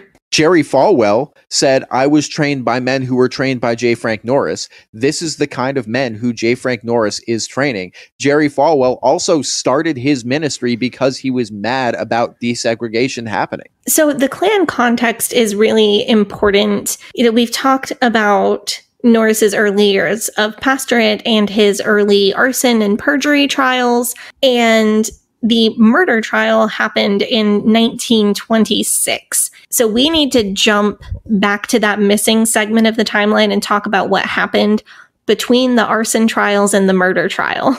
Go for it. So in the first part of this episode, I mentioned a guy named Samuel Hayden, the Haydenites. Norris was still very much allied with Hayden and the Haydenites, and he was vocally critical of the Southern Baptist denomination, although he was still a member of the denomination. He attended denominational conventions dressed to the nines. He was known as one of the most fashionable pastors in the SBC. He hobnobbed with the big shots, even as he was publishing newspaper articles critical of them and stealing members from their churches.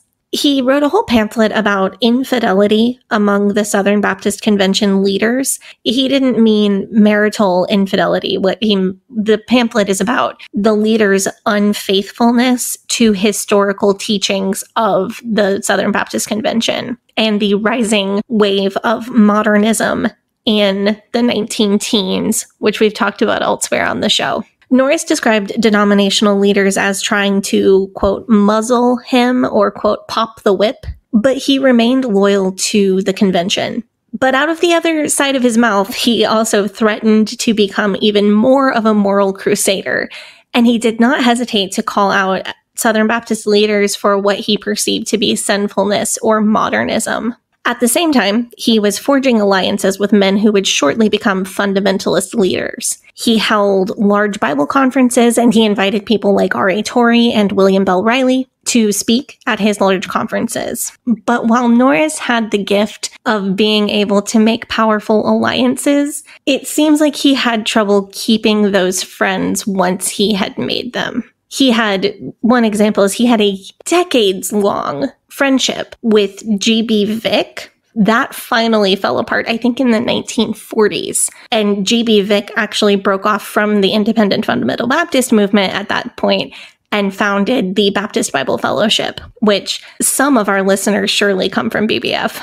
In 1919, the Southern Baptist Convention ran the $75 million campaign. This campaign was an effort to raise $75 million for worldwide missions. The convention asked each Southern Baptist church to contribute an amount that reflected the size of their membership. Norris was very pro raising a bunch of money for worldwide missions, but he thought his church had been asked to raise too much. And if you think back to the first part of this episode, this makes sense because Norris's wild antics and multiple arrests and name and shame sermons and purposely attracting a commoner crowd had systematically run off the rich bankers and ranchers who had originally joined his church the preceding decade. So now he's got a massive crowd full of people in the years leading up to the Great Depression who don't have money to give. And the convention is assigning him a certain amount of money that he's got to raise based on his membership. And he's got one of the biggest churches in Texas, but none of them have any money. Southern Baptist leaders wrote to each other that they would fix Norris and his lowbrow techniques at the next convention. Multiple conventions, but these fixes never really seemed to work or work for long. Norris loudly proclaimed denominational loyalty. He took direct aim in print against a professor at Southern Methodist University who had written a book in favor of higher criticism. Now, the Methodists didn't really like this because they thought, why is this Southern Baptist guy in our business? But in response, Norris compared the heresy of higher criticism, or what he believed to be the heresy of higher criticism, to an outbreak of smallpox. His reasoning was, you're going to infect my people and my denomination with this. He also notably said in that quote that if a person has smallpox, they shouldn't be in a large gathering like a church, which makes me wonder what he would have said about COVID. Man, do you think he would have been an anti-masker? Okay, so this is the whole thing about Norris. The IFB now is like very anti-mask, anti-vax, anti-science in a lot of different ways. They're also very much mental health denialists as well as being COVID denialists. And we've got J. Frank Norris on record being in favor of inpatient mental health treatment and in favor of preventing the spread of disease. Norris had all of these different like low-key beefs with the Southern Baptist Convention.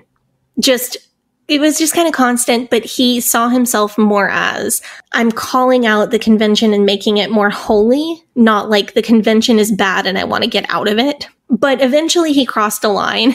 He refused to use the Southern Baptist Convention's printed Sunday school curriculum, and he didn't just quietly put it aside and print his own. He didn't edit their curriculum because that wasn't his style. What he did instead was he proclaimed in his newspaper and in printed sermons and everywhere else that he had reach that his church had the God-given right to make the Bible their only textbook. So he's backhandedly accusing the Southern Baptist Convention of trying to usurp the Bible with their Sunday school curriculum. And that was not popular with the convention. I can't imagine that it would be, no. Because, like, when he goes to convention meetings, he is a big shot. And the big shots that he's hanging out with are the guys who wrote that curriculum. But also saying, like, the Bible is the only textbook that I need to read. That's so on brand for fundy things. Yeah, you really start to see how he is the granddaddy of all of it.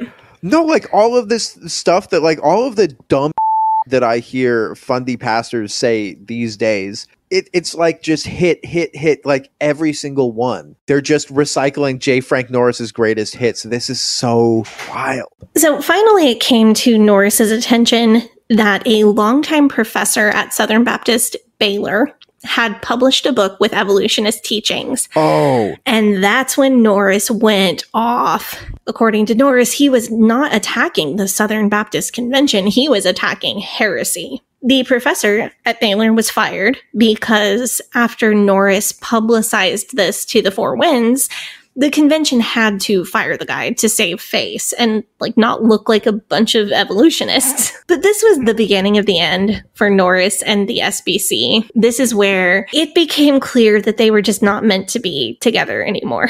In the early 1920s is when the relationship finally fell apart. Norris was censured by the Texas branch of the Southern Baptist Convention for, quote, wholesale method of the indiscriminate and destructive criticism of Baptist work and workers. What does this mean? You're criticizing everybody and making everybody else look bad. I mean, but if I'm a fundamentalist, then wouldn't I say, well, they're just not as pious as I am and they need to get better? Yes, unless you were J. Frank Norris, in which case your opinion would be, I know better than all of these people, and I think I'm a big enough man to single-handedly strong-arm the Southern Baptist Convention into a new era of fundamentalism, preferably with me as the president. So he just pissed everyone off. Yeah, and I think he wanted to be president of the Southern Baptist Convention. But all the people that he burned bridges with are all the people that he would need on his side if he was actually going to become the president. Right, but he maybe didn't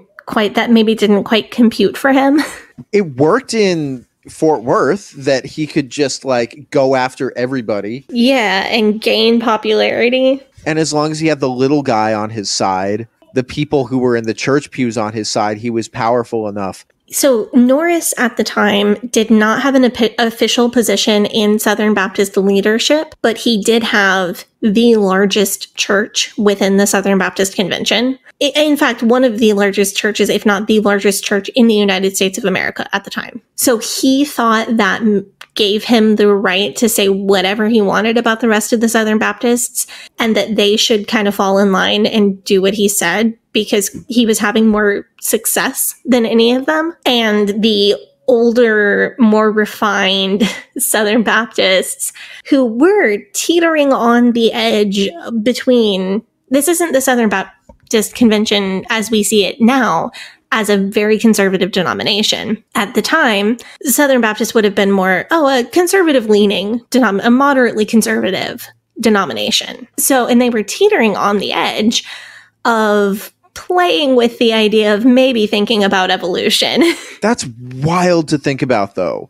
The SBC. And of course, the denomination, and after Norris's departure, the denomination kind of pendulum affected itself back to being a very conservative denomination all on its own. But Norris saw this, what he thought was moral weakness in the denomination, what he thought was infidelity to historic Baptist teachings. And he freaked out, and he just thought because he was the biggest shot with the biggest church and the best dressed pastor in the Southern Baptist Church and all of this, had his name in the newspaper, had his sermons published nationally, had a massively successful radio broadcast, had multiple successful newspapers. At one point, he had owned the largest Southern Baptist newspaper in the state of Texas.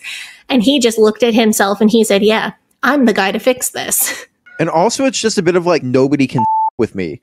What are you going to do? The convention censured him for his criticism of Baptist work and workers, and then the County Association of Southern Baptists refused to give him a seat to attend the Southern Baptist Convention. So he was not able to participate in the national convention. And then while he was gone, the people who were at the convention led a constitutional amendment to the Southern Baptist Convention Constitution, which prevented Norris from rejoining the convention. Wow. Yeah, it was a mass effort to kick him out. You're done. You can walk out, or we can go get the bouncer. You're done. There was a period of several years of peace where Norris was not a member of the Southern Baptist Convention. His church could not claim to be a Southern Baptist church. He was forced to become independent because no convention would have him. But there was a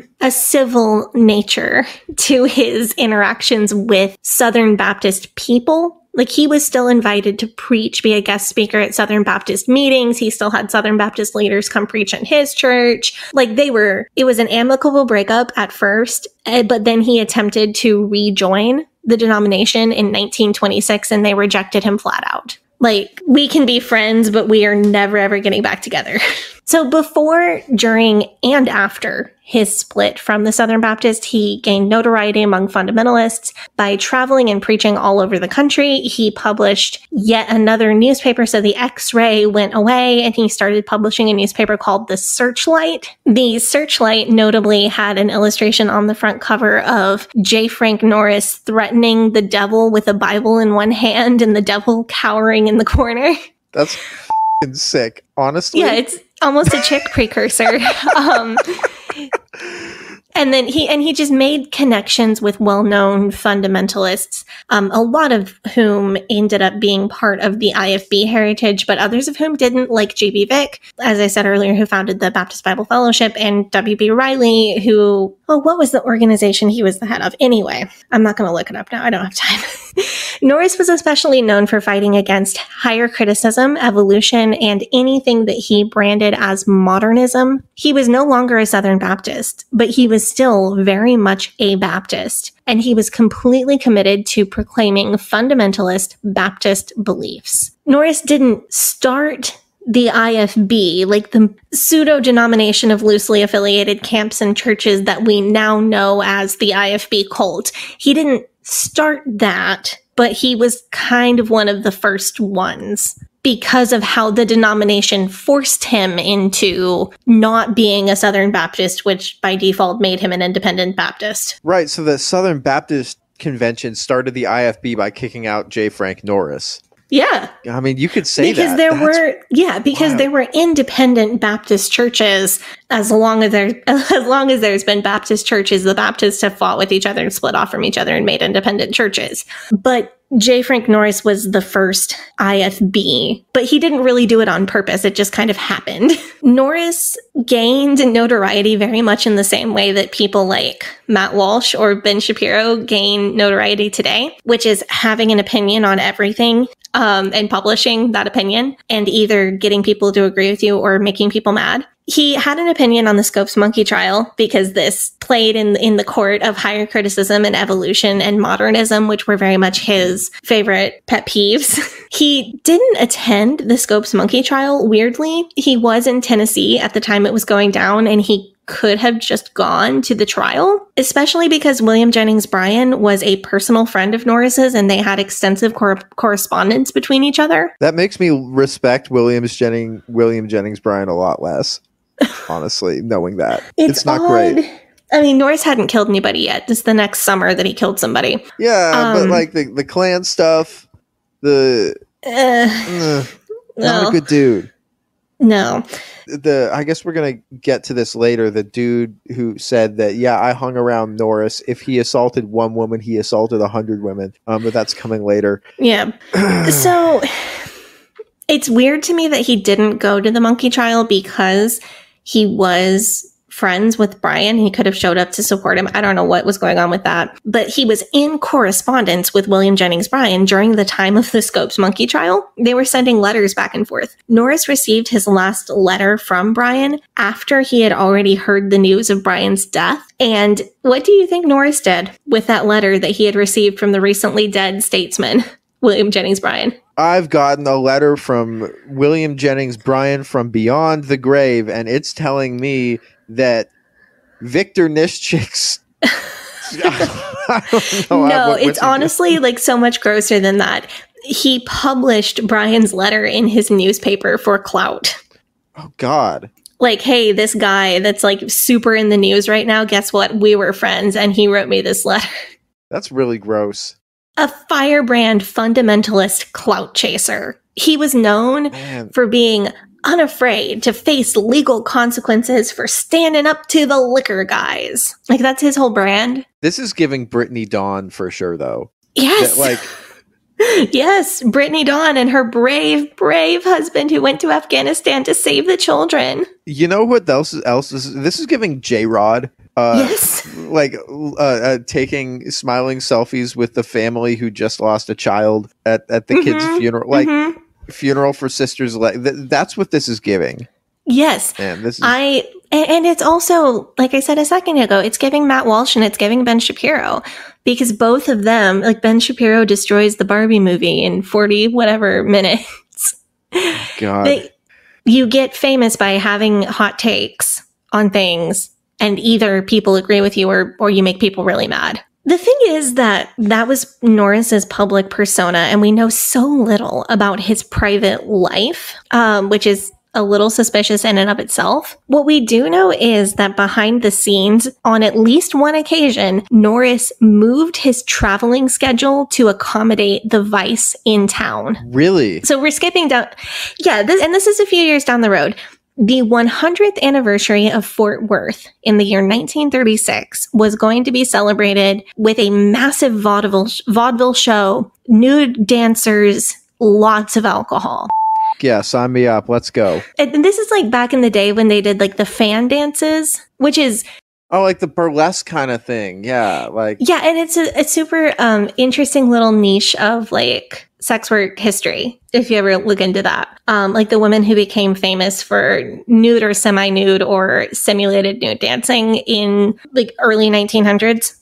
I can't remember the woman's name who really popularized the whole thing, but it's an interesting tidbit. So there was this big out of town promoter who came into Fort Worth to do this show. And it's like having a music festival, right? Like you come in, you sell tickets, you sell overpriced drinks, you make a ton of money. Like that's what his plan was. But that guy knew Norris because he happened to have been one of the pallbearers for the guy that Norris killed in 1926. Oh. And he was also married to the mayor's daughter, which we are going to get to in a minute, how Norris knew the mayor. But this guy who was running the massive show, like the big promoter for this show, wrote Norris a letter and asked him if he could just happen to be out of town while this huge vaudeville show was going on, because he was worried that Norris was going to run a rival revival like the same week, or he was going to have his church members come out and protest the show. And he didn't want Norris with his money. So he gets in touch with Norris and he says, hey, can you just be out of town? Can you just like let me have this one? And Norris said, sure, I'll move some stuff around. And he went on his revival tour for the summer early, so on purpose, so that he would be out of town during this guy's show and not with his money. That's like, why would he do that? I don't know. This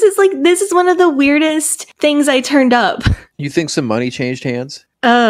I wouldn't put it past J. Frank Norris. Like this dude is... Sure, I definitely wouldn't put it past him, but I don't know that money was Norris's main motivation, because the fame and the influence seem to have been more of his primary motivation. And I wonder if Norris, maybe the guy had some dirt on Norris that didn't come out during the murder trial and threatened to leak it. That would be my first hypothesis. My second hypothesis would be Norris, 10 years older and in the fourth quarter of his life, regretted how that murder trial had gone down.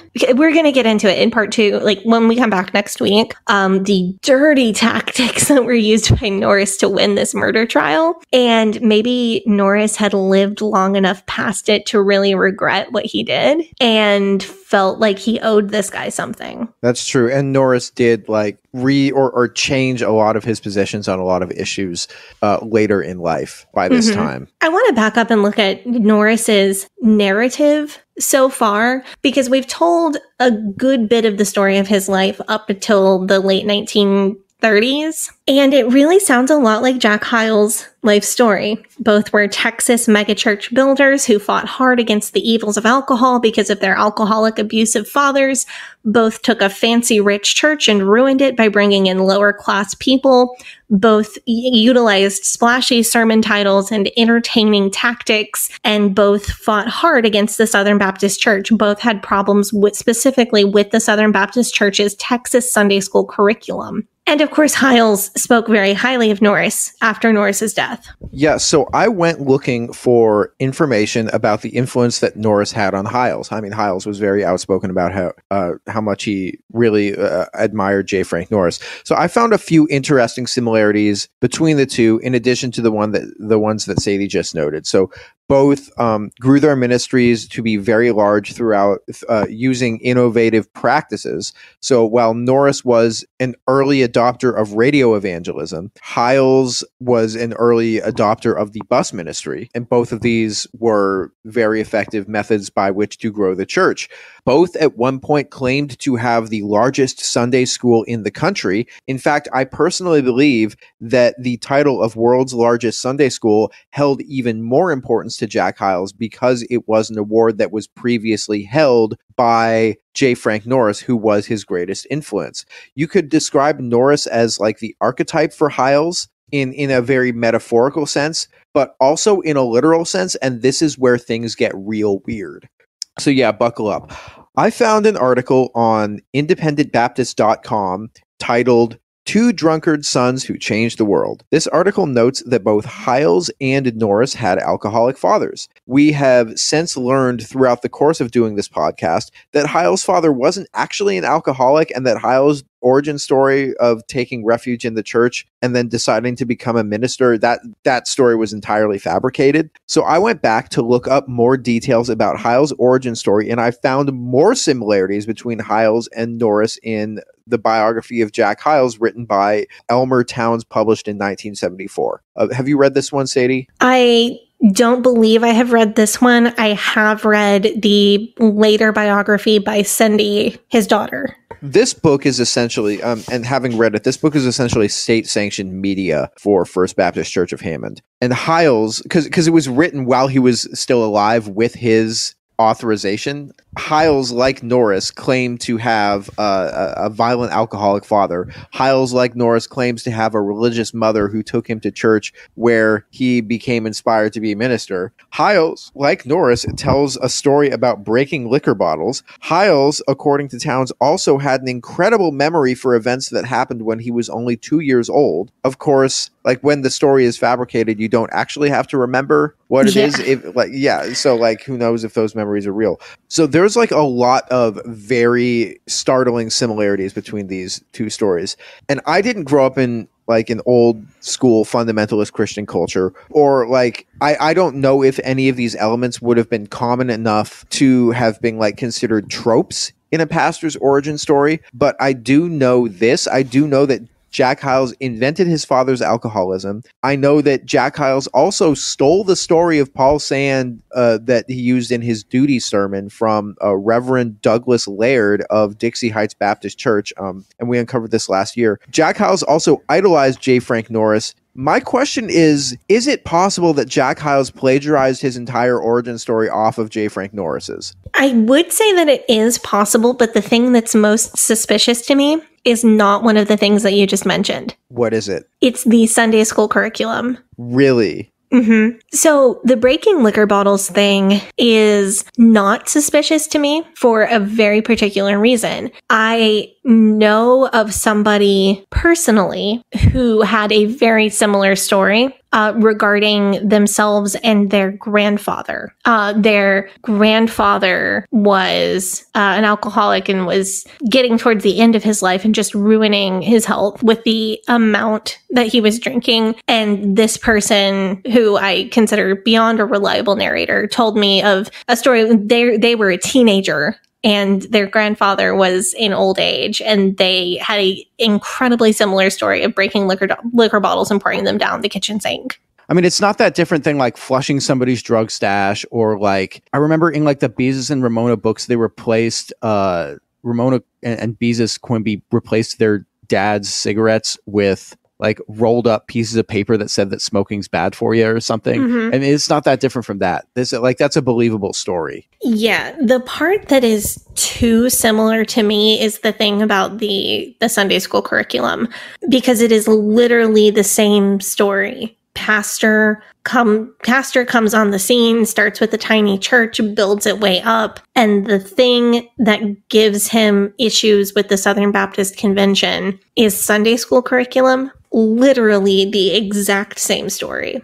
And that's also an issue that you could really use to because if they're doing Sunday school wrong, that's the children. Right. It involves the children, and it also involves biblical literalism, biblical inerrancy, things that are hugely important to specifically fundamentalist Baptist doctrine. And it paints the person who had the issue with the Sunday school curriculum as a righteous crusader for the fundamentals, not as a troublemaker or a problem person or anything like that. And I'm wondering whether Jack Hyles like specifically said J. Frank Norris did this, so I'm going to do this, or if he's just like, I mean, it worked for J. Frank Norris, so maybe it'll work for me if I'm trying to have the same career trajectory as him. The way that I look at it is both of them wanted out of the Southern Baptist Convention because they wanted to be their own man and say what they wanted to say and run their church the way they wanted to run it. But they needed a reason. They needed an excuse. So I think Hyles had already decided to leave the Southern Baptist Convention, and then he needed a reason, and the Sunday school curriculum came up. Yeah, because Norris was trying to leverage the Sunday school curriculum issue into him being more powerful,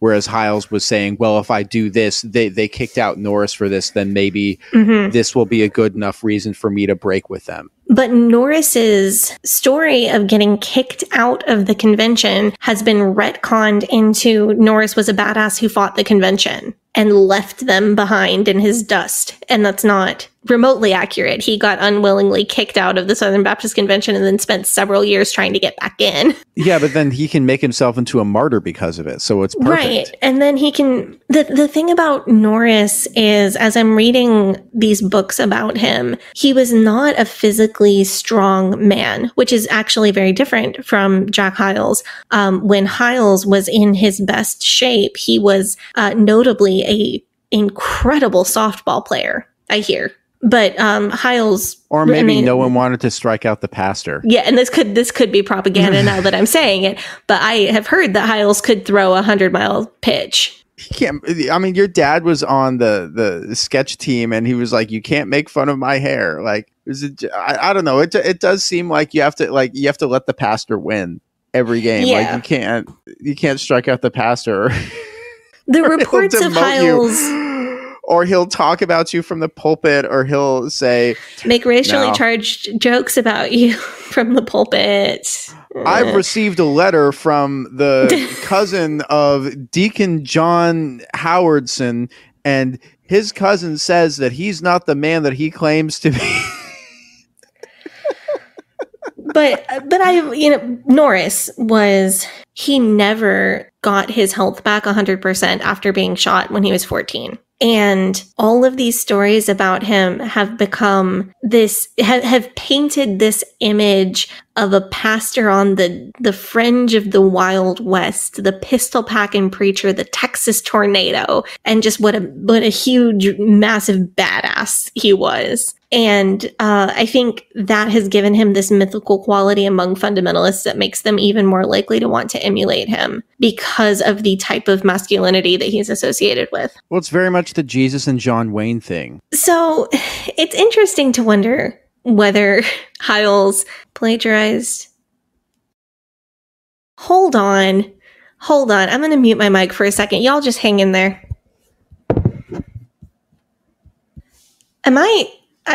Okay, so I may be losing it from lack of sleep. But was there not a fire at First Baptist Church of Hammond right like shortly after Hyles became pastor? I don't know. No, this is important.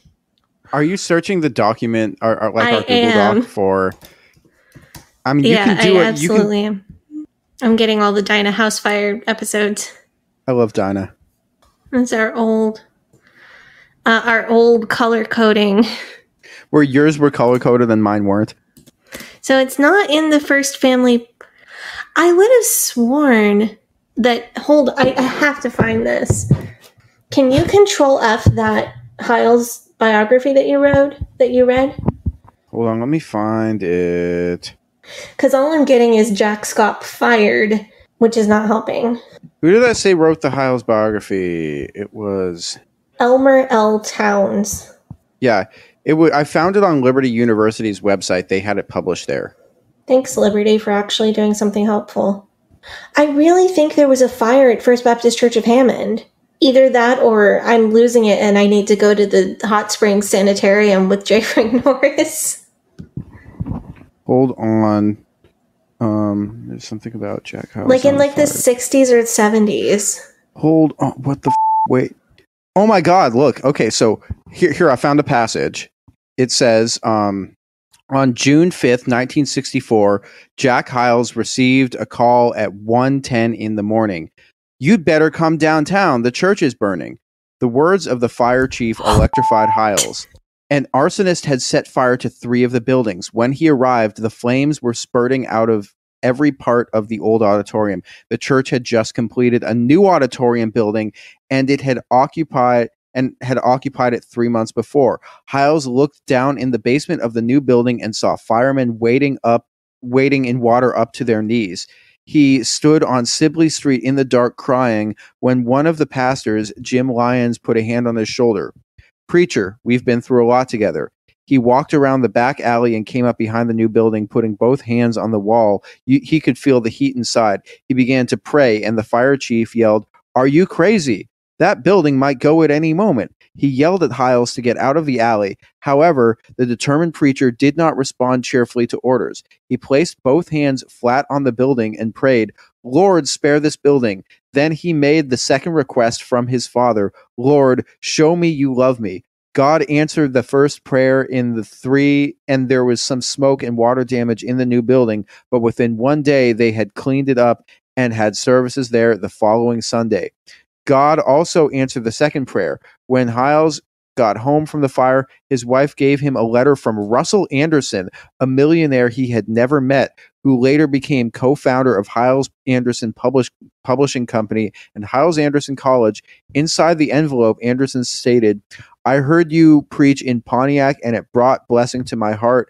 I know you must get discouraged sometimes. Enclosed is a gift of $500. Hyles responded, "No one ever gave me that much money in my life. I took it as a sign from God. The Lord has shown Jack Hyles that he was loved." There was arson at First Baptist Church. Dude, this is oh my god. This is so loony. Do you this was This is in 1964. God. This is like during the Hyles. This is like before he was megachurch. This is when he was still an up and comer. Yeah. He was established, but he wasn't like, I have the world's largest Sunday school yet. This is like 5 or 6 years before that, or 7 years before that. We're going to have to look and see if we can find if there was any insurance money from that or what. Because what if Jack Hyles plagiarized arson? Well, I did not expect to find that in the middle of recording. No. But that, like, Sadie's sleep deprivation brain never fails to provide the... This is true. I am at my best as a creative when I have had about 3 hours of sleep. Yeah. Which I can only do for about one night in a row. And that was what happened last night because of circumstances that will probably be discussed at a later date. Or they. So speaking of arson, there was, back to J. Frank Norris, there was also a 1929 incident of arson, which I feel like we should just all be on the same page about this, under very similar circumstances to the arson 20-ish years earlier.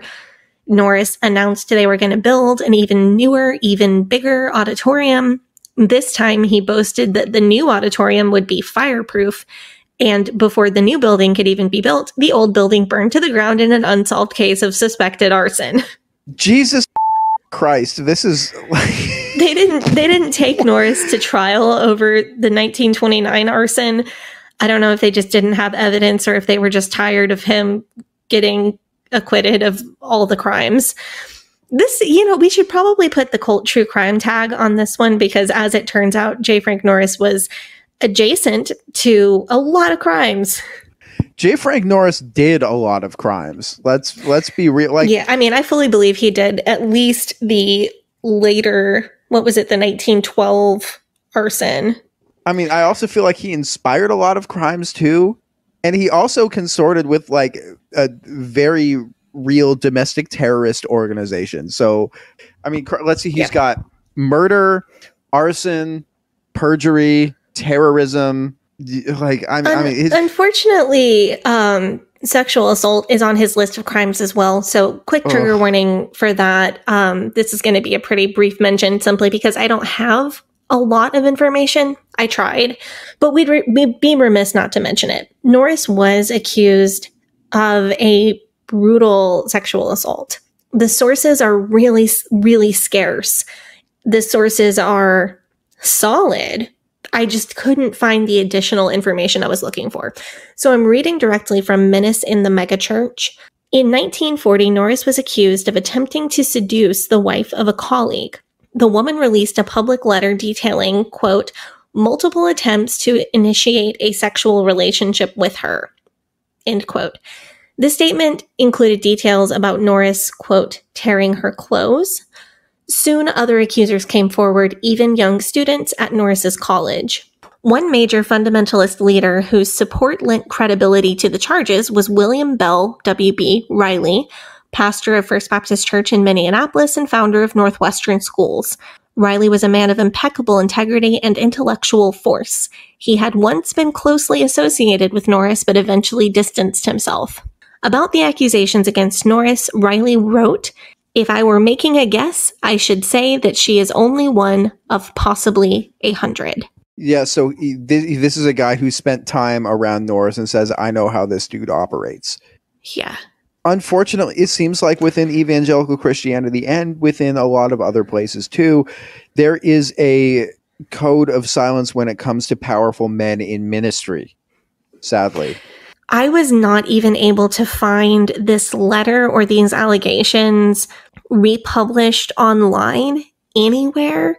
Menace in the Megachurch credits, which again is an incredibly well-sourced book, and I feel that it is certainly accurate, credits this information to a book called One in Hope and Doctrine by Kevin Bowder and Robert Delnay. I looked high and low to try to find this open letter or figure out, like, she published it and it would probably have been in a large Baptist publication because it got out enough that multiple other accusers joined in and said, yes, me too. But I couldn't, because it didn't name what Baptist publication it was in, I looked and looked and couldn't find anything. Norris's influence did take a major hit because of these rape allegations. This was the beginning of a slow fade over the next decade before his death.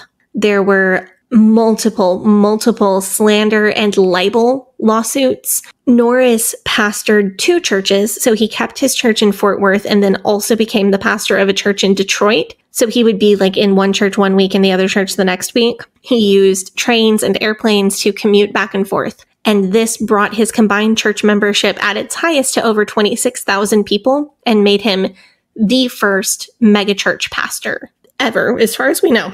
As his star was fading, younger preachers like Jack Hyles and John R. Rice were taking center stage and propelling fundamentalism into its next big wave. The really interesting thing is that Jack Hyles and John R. Rice were using Norris's stories, using his affectations, his style, his techniques, and citing any connection that they had to him for fundy clout. Even as his influence as the grandfather of fundamentalism, the grandfather of the IFB, was slowly dripping away. And knowing what we know about J. Frank Norris, I hope that was absolutely miserable for him. Can you imagine being him and not losing it all? Like, Scott bet it all, lost it all, deserved it. Norris didn't even have the closure of losing everything all in one go. It was just a slow drip for the rest of his life, watching himself, who had once been so relevant that his opinions were courted by presidents, so relevant that he was invited to England by Winston Churchill. He had to sit by and watch his health begin to fail and watch these younger men using his stories, his techniques, gain power and influence as his slowly, excruciatingly slowly faded. That brings me a lot of satisfaction. For me, it doesn't, and I'll tell you why. Truman asked for Norris's opinion in 1947. Norris only lived until 1952. So that was within like the last 5 years of his life that he was getting the asked for, advice from presidents. And I think that by the time that he was sort of fading out, like he would have known that he was fading out and these other guys were coming in. He's like, well, there you go. I'm the big daddy. I started it all. It's hard to speculate how he would have felt because we know so little. And I'm going to talk about this more when we get to his murder trial. He was known for being very disingenuous with his displays of emotion. And it is almost impossible to guess what he was thinking. So I guess I prefer to imagine him as frustrated watching his influence fade. But we don't really know because he was very crafty with hiding his emotions. Norris died in August of 1952 while preaching at a youth camp in Florida. 50 years later, I was still hearing his stories. Next week, we're going to dig into the story of his murder trial and, of course, the infamous brain in a jar story, which were the two most common stories that I heard about J. Frank Norris. These are the stories that, whether it was what he wanted or not, became his legacy more than anything else. And we're going to dig into them with a critical eye and see what we find. Thank you guys so much for tuning in to this episode of the Leaving Eden podcast. We can't wait to see you back here next week. If you like our show, if you're a fan of our show, then you can check out our Facebook group, facebook.com/groups/Eden Exodus. You can check out the extended, uncensored, ad-free version of today's episode that is on our Patreon, which is patreon.com/Leaving Eden podcast. Also, if you subscribe to our Patreon, you get all of our episodes 2 days early. So you get them on a Saturday instead of Monday. So you have all weekend to listen to them before everyone else gets to them. You can follow the podcast on Facebook and Instagram and Threads at Leaving Eden Podcast. And you can follow me on Facebook and Instagram and Threads at GAVRIELHACOHEN. Sadie, you want to plug your socials? Sure, you can follow me on Instagram at Sadie Carpenter Music, on the app formerly known as Twitter at Hell Yeah Sadie, and on TikTok at Sadie Carpenter 1. Thank you guys so much for tuning in. You guys have a great day. Bye-bye. But old rolling river of time peeled me into many days. No regrets, no confusion.